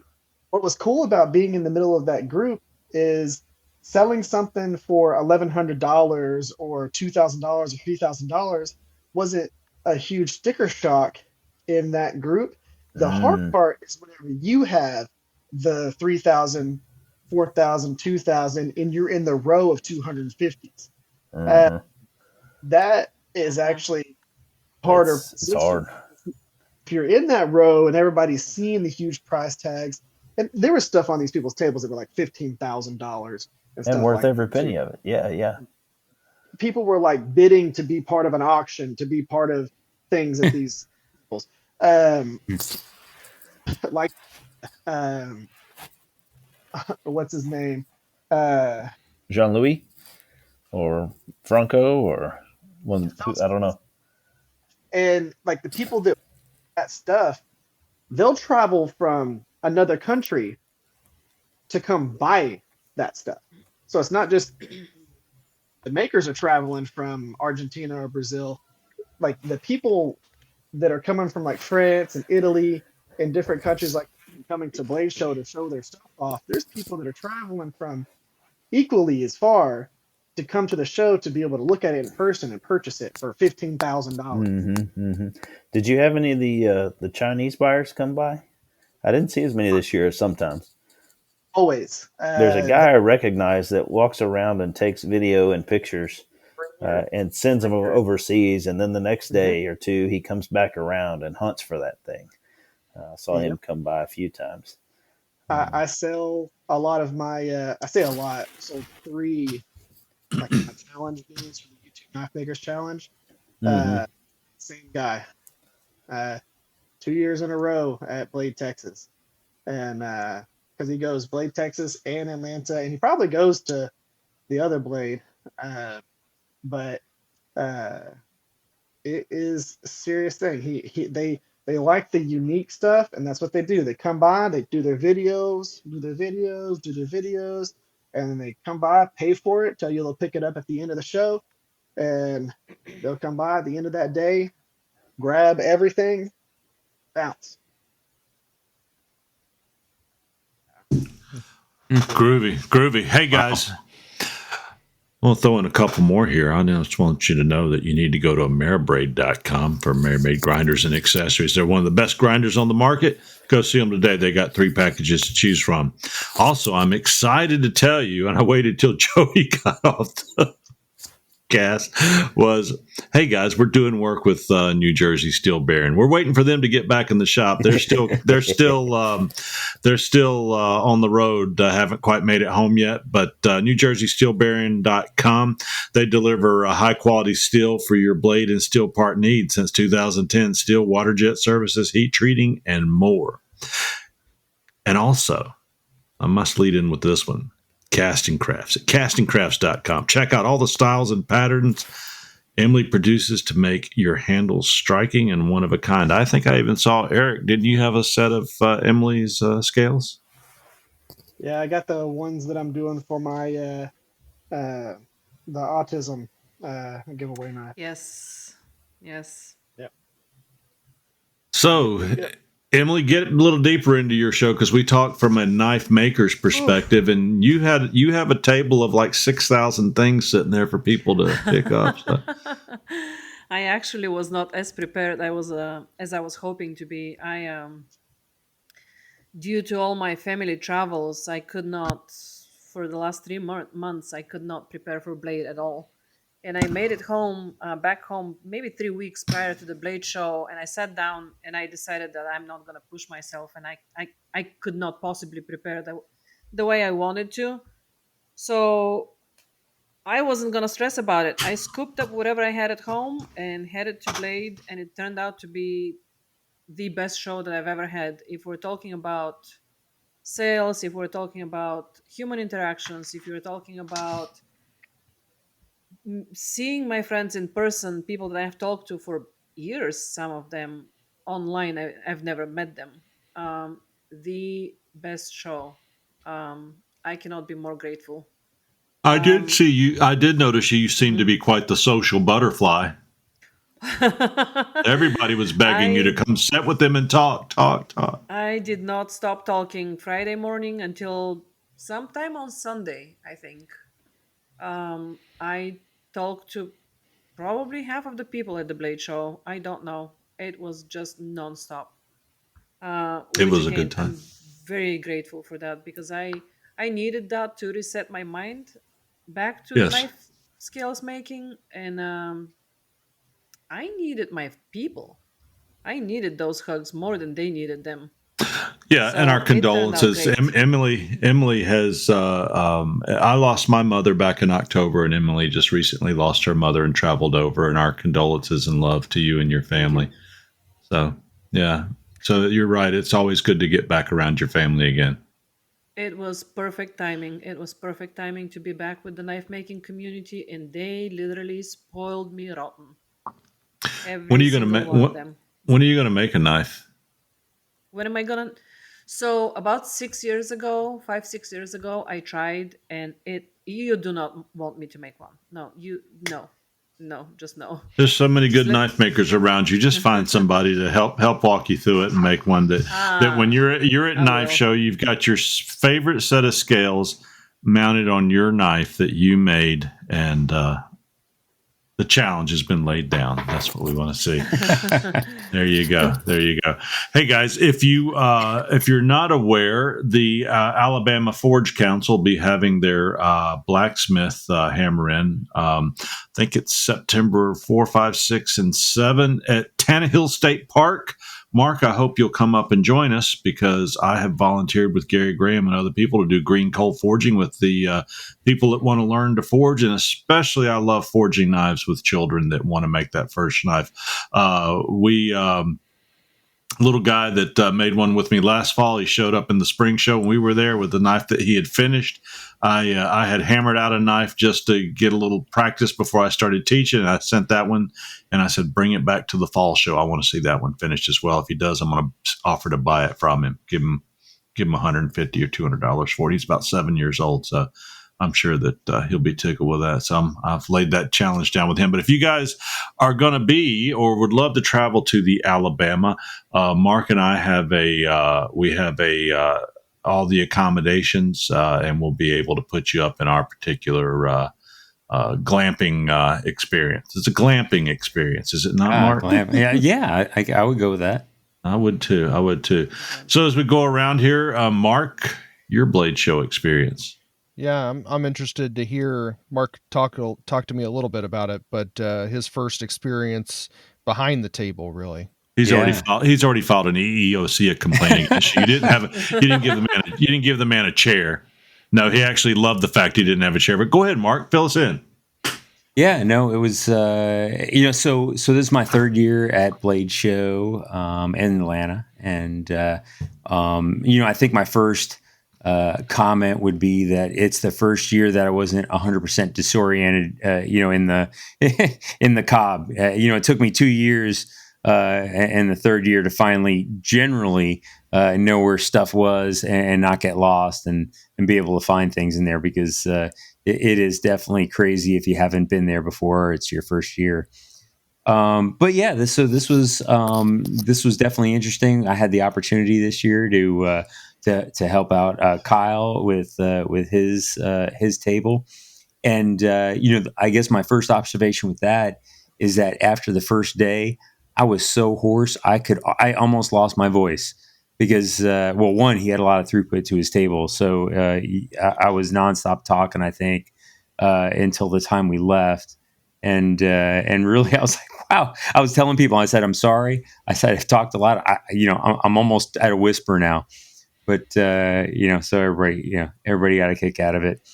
But yeah, it was interesting because you walk around as a show attendee, and you look at everything everybody has, and you admire it, and you learn things you want to take back, and you buy some stuff.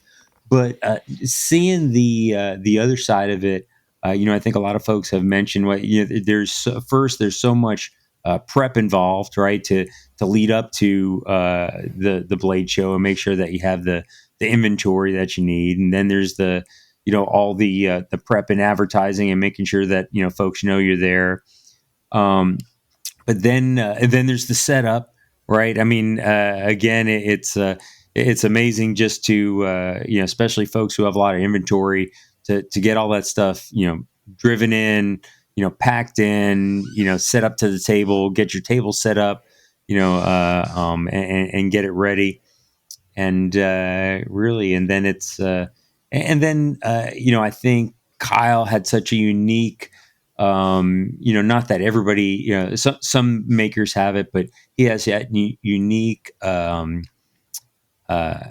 inventory that caters to half the knife buyers and then half the knife makers, and some people are both, right? And so he had enough inventory on the table that there were some beautiful knives out there, and then but also amazing with the knife making tools that everybody's coming by. You see everybody with the badge coming by, and they're all buying on the right side of the table with all those knife making tools. So it was it was definitely it was a great experience seeing what sells, how to talk to customers, just a lot of stuff that you don't realize until you really are on that side of the table. How did you think of it being there on Thursday, seeing the room mostly empty and then becoming more and more packed? Yeah, I mean, that was amazing. I had to take a video, right, of it when we came in. I mean, there was like almost nobody at the table. So I was like, this is crazy. And it was hot. Yeah, I mean, well, and so when we first came in, it wasn't that bad. But as the doors were open longer and longer for the bigger folks, forklift and stuff around, it got warmer and warmer. But yeah, it was amazing that.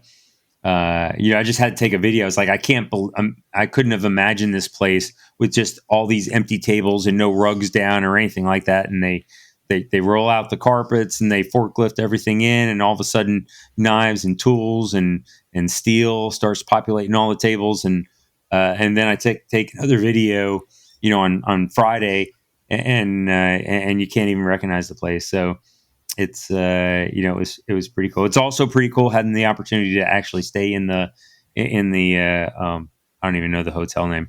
The Waverly. The Waverly, right? And look down at the pit and actually be in the pit and not have to worry about finding your way back to your hotel if you might have one or two too many. There wasn't anybody there doing that, Mark. No.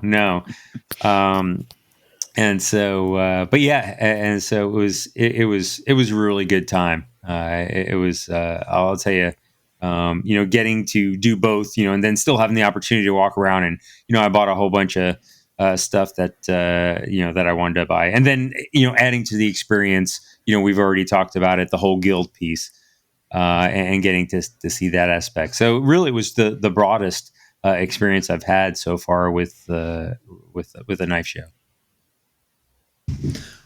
Well, I will tell you that from my perspective, it was very unique to roll in there on Thursday. Of course, we got up bright and early and went over and did the guild presentation of our knives to see if we would be able to make it in.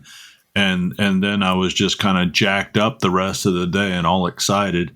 And I went in that room and amazingly, yeah, you can see across the whole room and really literally nothing in there but tables and stuff starting to come together. What I found the most exciting, and I didn't even make it to the boomer room. I'm going to call it the boomer room from here on out. So, the baller room is I didn't even make it over there that much this year, and I hated that. But I got over to see the people that I needed to, and then I was gone. There was just so much to see, and there was an air of excitement that wasn't there over the last couple of years. I don't know if it's people had more money to spend or what it was that they were doing. I just saw a lot more people that weren't just necessarily browsing. They were handing over their hard-earned cash to buy some of these beautiful products. But the most exciting thing for me, it's like a family reunion because of the social networking that we do on Facebook and Instagram and all the other things, that I had so many people walk up to me that I've never personally met before and go, "Are you Chip?" And whether it was from the podcast or my Facebook or whatever it is, it was just so nice. And here's one thing I took away from it. Here I am going to get on my soapbox. There's certain people there I was excited to see. and they're very well-known names. And when I would walk up and introduce myself and say hello to them, their eyes were already looking left and right to get away from me or to just say hello and move on or this, that, and the other. And there were a few people there that were well-known that I walked up and spoke to that stopped and genuinely took the time to speak to you for a few minutes or longer if you had something in common to carry on. And I am the type of person that you need to listen to people. We need to listen more than talk. And you need to give people the time of day, because when somebody goes out of their way to introduce themselves to you for the first time, that's a lasting mark forever. Or when somebody you reunite with, that's a lasting mark forever as well. So I really commend all the people that when somebody would walk up to talk, and I saw Jason do this through the whole show. Saw Kyle doing it and Eric doing it as well. I saw you a couple times at the show, and I already know how you are. You're the big hugger, Emily. But taking the time to tell those same stories over and over and not getting short because you were tired. I know so much about the Fred Bear broadheads and how he took that mosaic steel and who made those arrowhead or the spear points, and how that was meticulously put together, and also the leftover little bits and pieces from the Texas that were put together to make this beautiful knife. And these are the Fry custom knives produced by White River, and this is why White River is such a good company that it became ingrained into me. I can almost, yeah, Chip was selling my stuff. He really was. Well, no. I'm just saying. No, and I know that's part of the experience, though, is that you get to enjoy the groove of it all. Right? Yeah. But you took the time to have that conversation over and over and over with hundreds of people in full detail, and that's what I get to. There's people that I'll always say hey to, whether they gave me the time of day or not, because eventually I may get through to them and let them know that I'm just sincerely appreciate what they do. But guys, if you're a maker or you're a business, when somebody comes up to you to say hello, give them the time, because absolutely you've made a mark on their life that they want to introduce themselves, and every life is important. And for all you makers that did, wonderful. And that's what Blade Show is like, because I'm talking about maybe 0.5% that were that type of person. The other 99.5%, it was the best time in the world. And the fact that Mark Vasallo was sitting there eating the leftover meat off my chicken wings and informing me that he was doing it, I know that we are brothers. We're actually eating after each other now.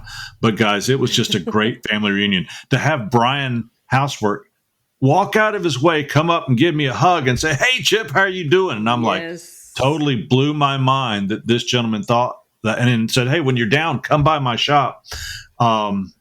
That's the type of relationship. That's the type of reunion that it is every year. So it was gorgeous.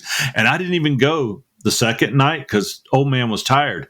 But the first night was just a wonderful experience. And it's one of those things I don't forget. Yeah, Kyle. I had one other thing that I forgot to mention. On Thursday, I got the opportunity to help out with some of the technical review stuff with the voting and probationary members. And for you, that it was great to see all those knives and stuff and be on the opposite side of the table, because I remember Jason remembers how nervous I was for my voting one. But I was not at the table that Chip was getting his at. But I think that was the first time I've literally seen Chip for a loss for words. He was he was so serious. Nervous, and his hands were shaking, and it was.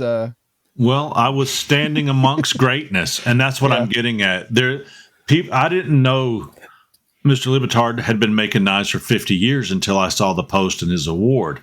And, but everybody in that room was greatness to me. And I was just trying to live up to the minimum expectation of what they were looking for.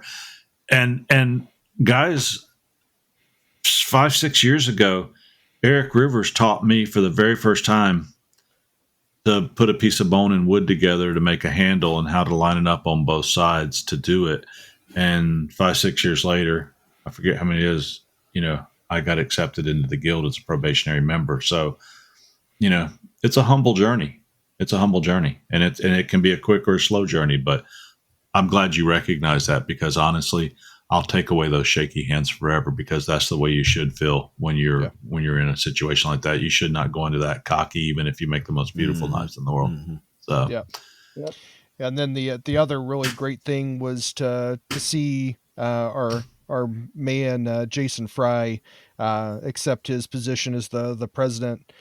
Todd Begg shaking his hand. Todd has done a lot for the guild, and I'm looking forward to seeing what Jason's going to do. So lots of passionate discussion during that meeting, and I thought Jason did a great job. Thank you, Kyle. Helping navigate a lot of those feelings that some people were bringing up.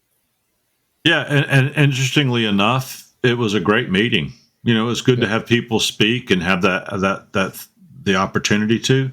But I really enjoyed that meeting and having all those makers together like that, voicing their opinions and the direction for the guild, and also speaking the future of the guild and where they want to go and what we want to invest into it. And that, a lot of that came from Jason to kick it off. But again, it was seconded and third, and people with other opinions, that I think that we've got a lot of energy. And the thing is, when you've got that energy, don't let the fire burn out. Keep stoking it and keep it moving forward. And I know there's two voting and 2 probationary members on this podcast that are fired up and ready to go. So Jason, utilize us, and you bet. It's infectious. You just keep people moving forward. One of the really cool things out there that they talked about was communication. We have to communicate and work together and move forward as a team. I'm not just talking about the guild. I'm talking about your church group, the ABS, the International Association of Homeschooled Ice Cream Makers, and everybody else. You've got to work together to move your program along. So, I did not get to meet one of my heroes. I have a feeling that Mark was running interference, but guys, go out and check out Maritime Knife Supply. Hopefully I'll see him there next year. MaritimeKnifeSupply.com. Got some of the greatest products and services in Canada and internationally. He ships everywhere, so check out Maritime Knife Supply for great deals and service on kilns, ovens, forges, knife making tools, supplies, etc. Check out Lawrence and his products today. Also, check out our buddy, Mr. Excitement. That was one of my favorite people to see at Blade. I went home early last year because he finished up my press, and this year he was at Blade Show with us the whole time, and that's Clark Iron Forge, Mr. Clark Taplin. You can find him at clarkironforge.com. He makes some of the best hydraulic presses on the market. If you're looking for a 17, 25, or 40 ton, he's the man to go to. Where else can you get a 25-ton press for $4,000 as of 6/12/2025? So go out and get them while those. I bought mine at that price last year. Go out and get one before the world economy changes those prices. Hopefully they won't. Anyway, I got everybody in. I got everybody in tonight. So I guess we're gonna. And I do not like Star Wars. I don't care about it at all. I've seen all the movies. No, I've seen most of the movies, but I don't understand the fan base, Kyle. But then again, I have a fan base for other things, so totally understand it. Just isn't my thing. I heard Kyle doesn't like Bigfoot. Exactly. So here's what I have to say about that, though.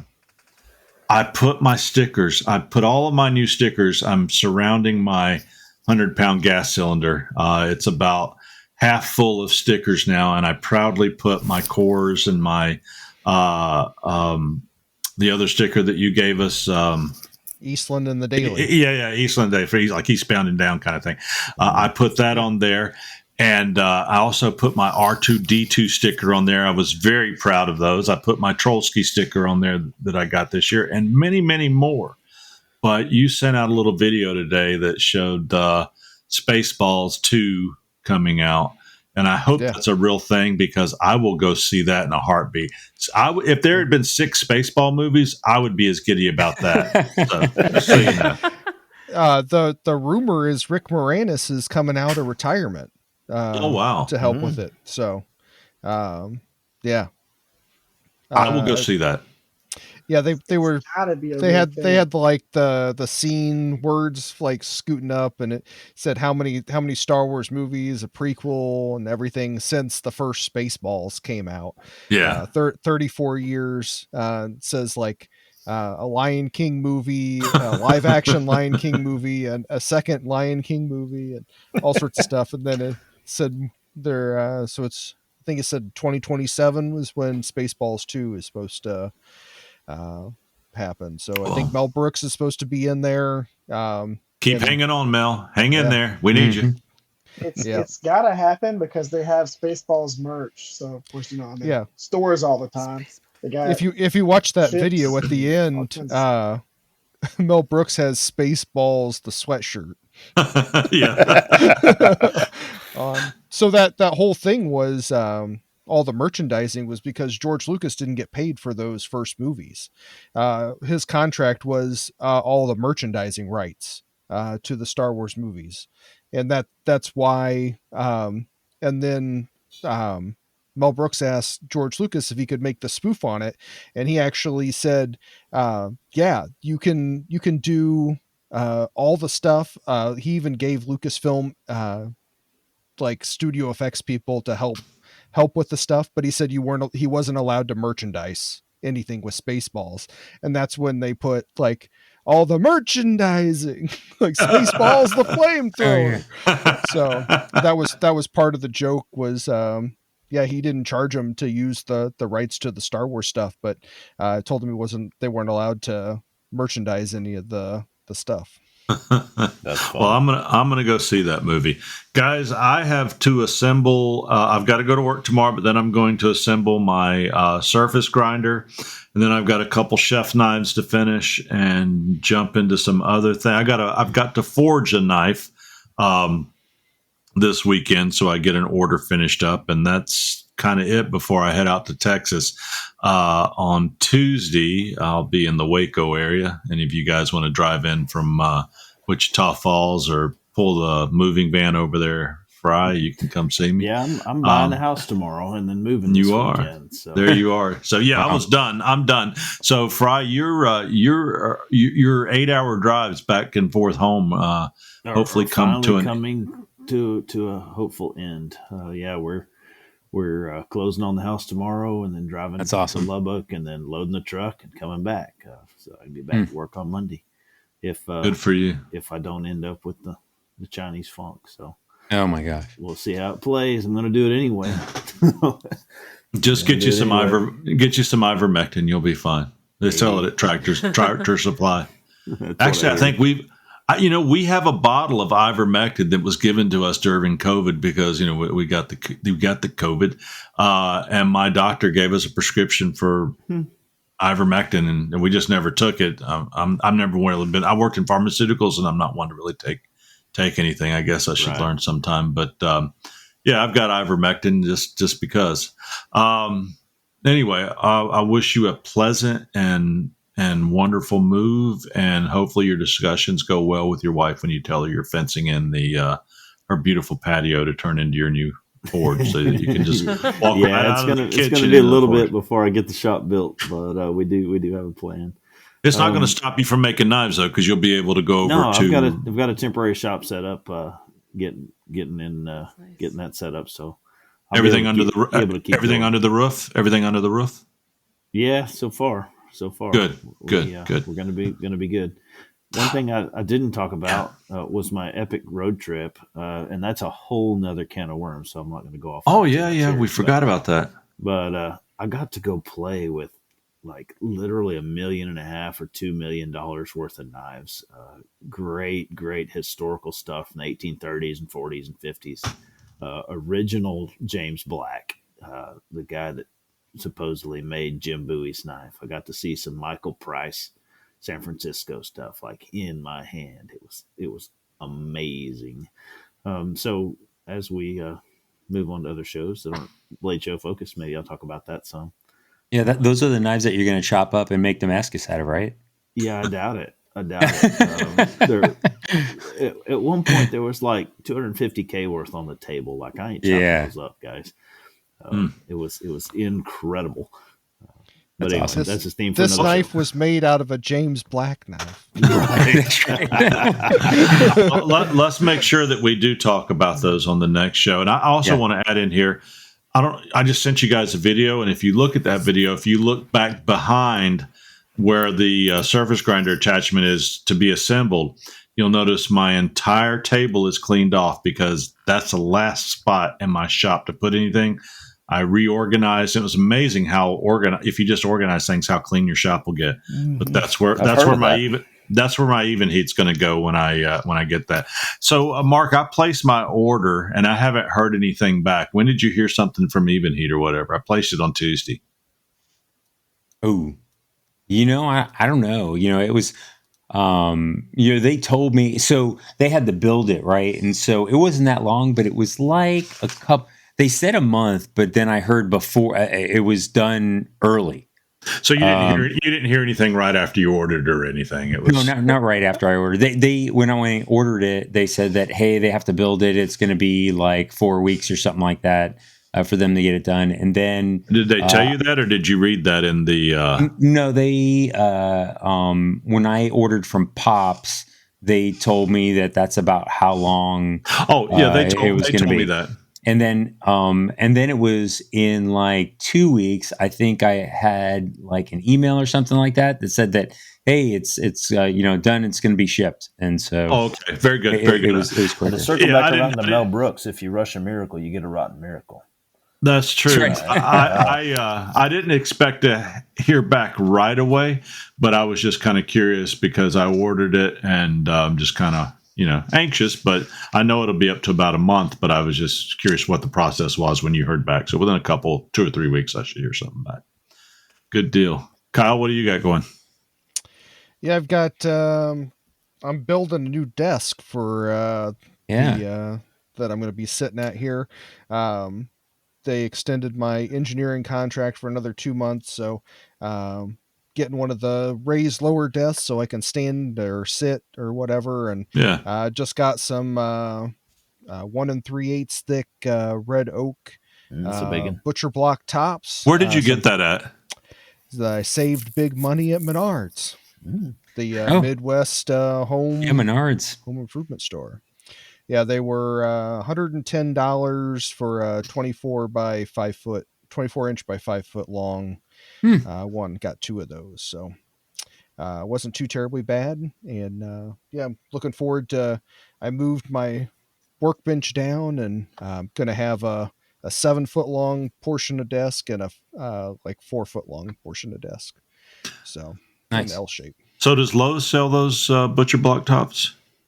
Maybe. I don't. They sell their version of it, but yeah, they have butcher block tops. I need to buy one because I'm building up a table and I wanted to put a solid top on it rather than plywood. So when you showed that picture, I'm like, I need that. I need that in my life. So yeah, I know Home Depot has stuff like that to go with their toolboxes and stuff for you guys that don't have the wonderfulness that is Menards in the Midwest. Gotcha. Eric, what's going on? Oh, just getting everything prepped for doing more stuff. I don't, as of right now, have another show until September for the Cowtown, the show that Fair Supplies Sting, and hope that's a good one. I think it's going to be cool. They were able to get another room opened up for us, so we already sold out the first room, and we're going to have the second room, and it's the boomer room. Cool. We're going to be doing. We're trying to figure out exactly what type of thing Jay and us are going to end up doing. I don't know if we're going to do a Q&A, but there's going to be a few of us on whatever we end up doing for our demo / thing that is the attraction, because we can't do forging there because we're inside a carpeted room area, and us doing forging demos is probably not the best. For one, they're not even going to allow us. But before that, I've got to get some of these other projects done because I sold all my my chef knives and a whole bunch of stuff. Now I got to replace all of those. And luckily, because I forge every dang weekend that I'm in town, I've got about 60 profiles already done. There you go. The need to be drilled for pins and ground them bevels, heat treated. So I mean, that's all done. Now I'm just testing the ProCut and doing that stuff. But really, it's just replacing inventory, and then playing with all my traded knives. I was so excited about all my like traded knives that I got during this show. I got like a whole bunch of cool EDCs to carry around and to have and put in my. I've got a case that I have all of my friends' knives in, and the I'll use here and there, but it's I've got like 20 of them at this point, and I love every single one of them because my friends and fellow makers that I enjoy to be around all made them. Some of my favorite knives that I've ever owned, and I really like the old my VMAX knife, my Mark knife. Mark, you make incredible knives, man.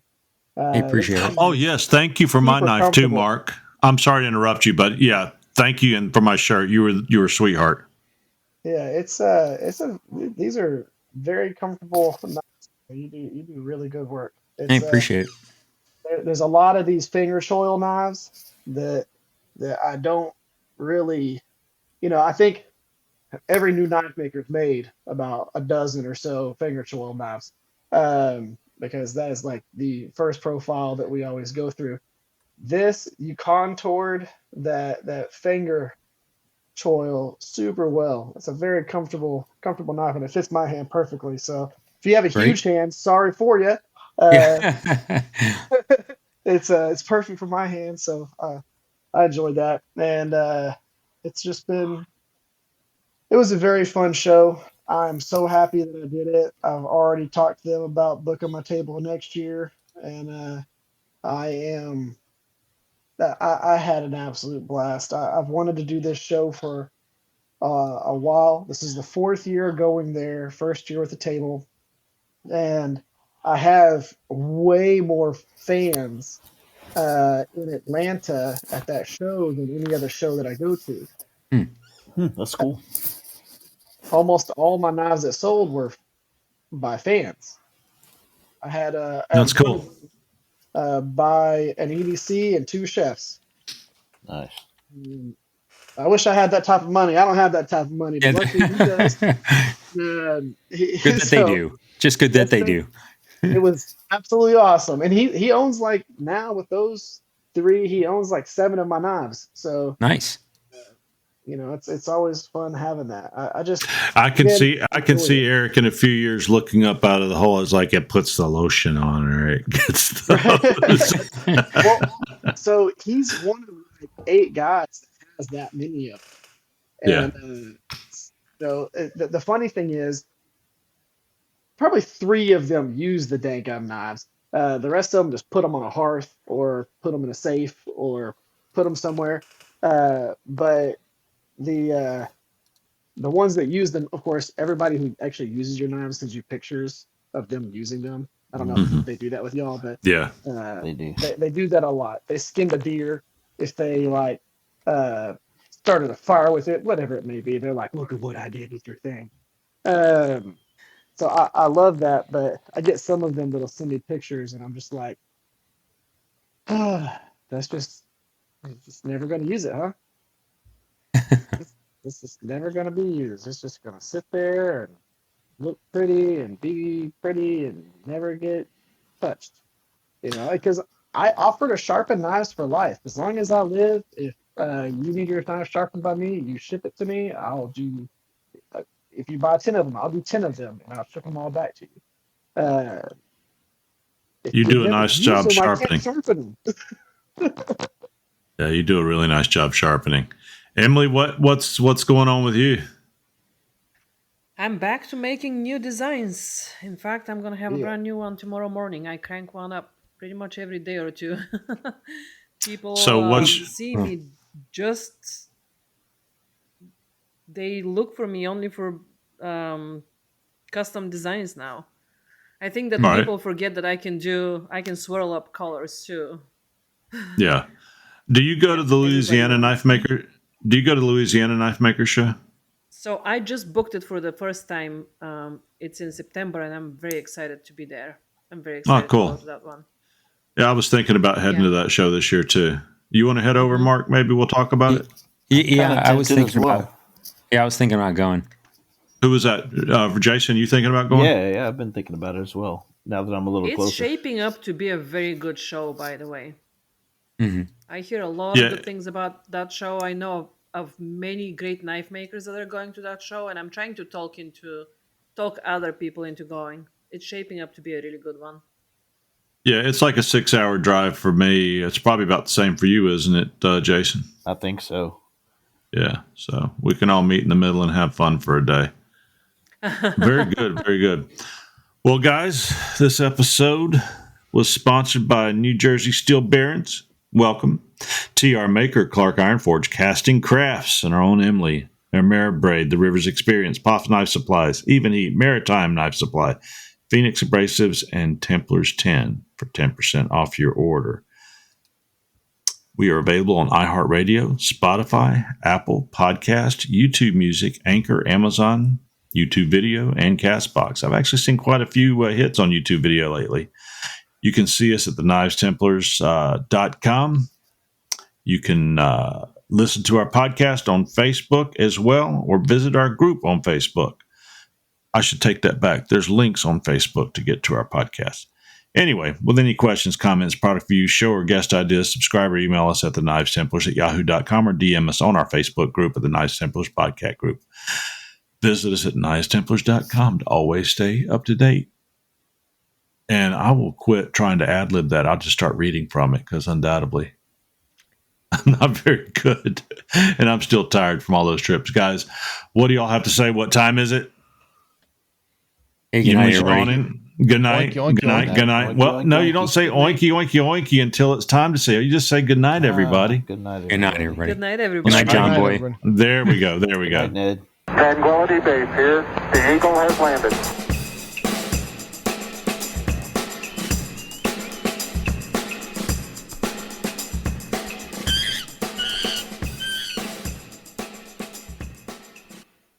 Brought to you by PORKHouse Productions. Oinky, oinky, oinky. There you go. Now you can all say oinky, oinky, oinky. Now you can say it whenever you want because somehow or another that became our catchphrase, and I kind of like it. That's kind of cool.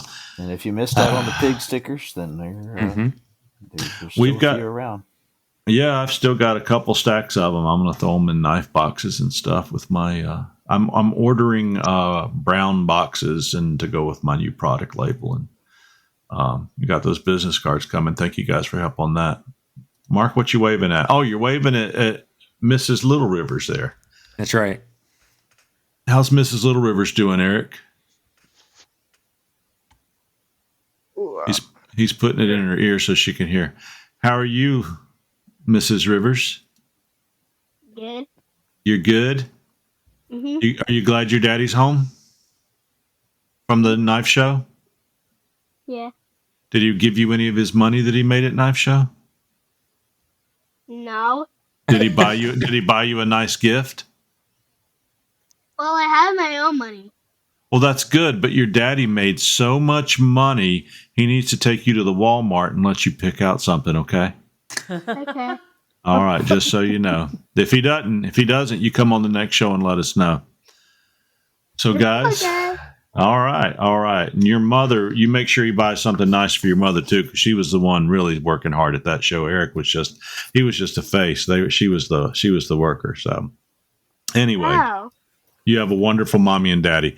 Guys, I hope that y'all have a wonderful week. I look forward to seeing you on the next show. We'll get to talking about those historical knives, Jason, knowing your love of history. I'm sure you're eating those up. And Man, it's sad when we have to depart. I am so happy to see each other when we do, but I tell you what, the fact that we only see each other for a few days out of the year makes those days very special. I relish them, as I'm sure you do as well. So, guys, y'all have a good night. And this is the part, Wonderful Kyle, where night. we go. Yeah, this is the part where we go oinky, oinky, This oinky. is the oink. Yeah, go ahead, Kyle. Oinky, oinky. There you go. Go ahead, There Kyle. you go. Oinky, oinky, oinky. Good night, guys.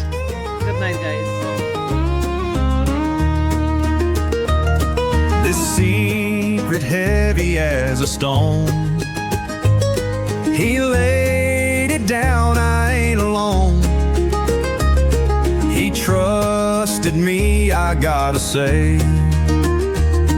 Then you and him, you send me away. We're tangled up, a knotted string, a bond I fear what fate will bring. Can't break it now, the die is cast. This trember heart, it beats too fast. Then your hand, he held it tight, the one I dream of day and night. A punch in the gut, a frozen chill, you standing with him against my will. You an angel, pure and bright, with a man so broken, lost tonight. You took him in, said come to me, I'll mend your soul, you'll finally be free. He touched your hand, he took your grace. A gift like that in any place. The best of men would beg and plead, but he acts like he don't need. He walks beside you, bold and free, after years in chains for all to see. I hate him for it, the way he stands, but I can't despise him with these trembling hands. Then your hand, he held it tight, the one I dream of day and night. A punch in the gut, a frozen chill, you standing with him against my will. You an angel, pure and bright, with a man so broken, lost tonight. You took him in, said come to me, I'll mend your soul, you'll finally be free. You've seen too much, your heart is worn, a weary soul since you were born. You think that heroes, they don't exist, that goodness hides in a selfish mist. I hope you're wrong, I pray you're wrong. This cynical tune, it's been sung too long.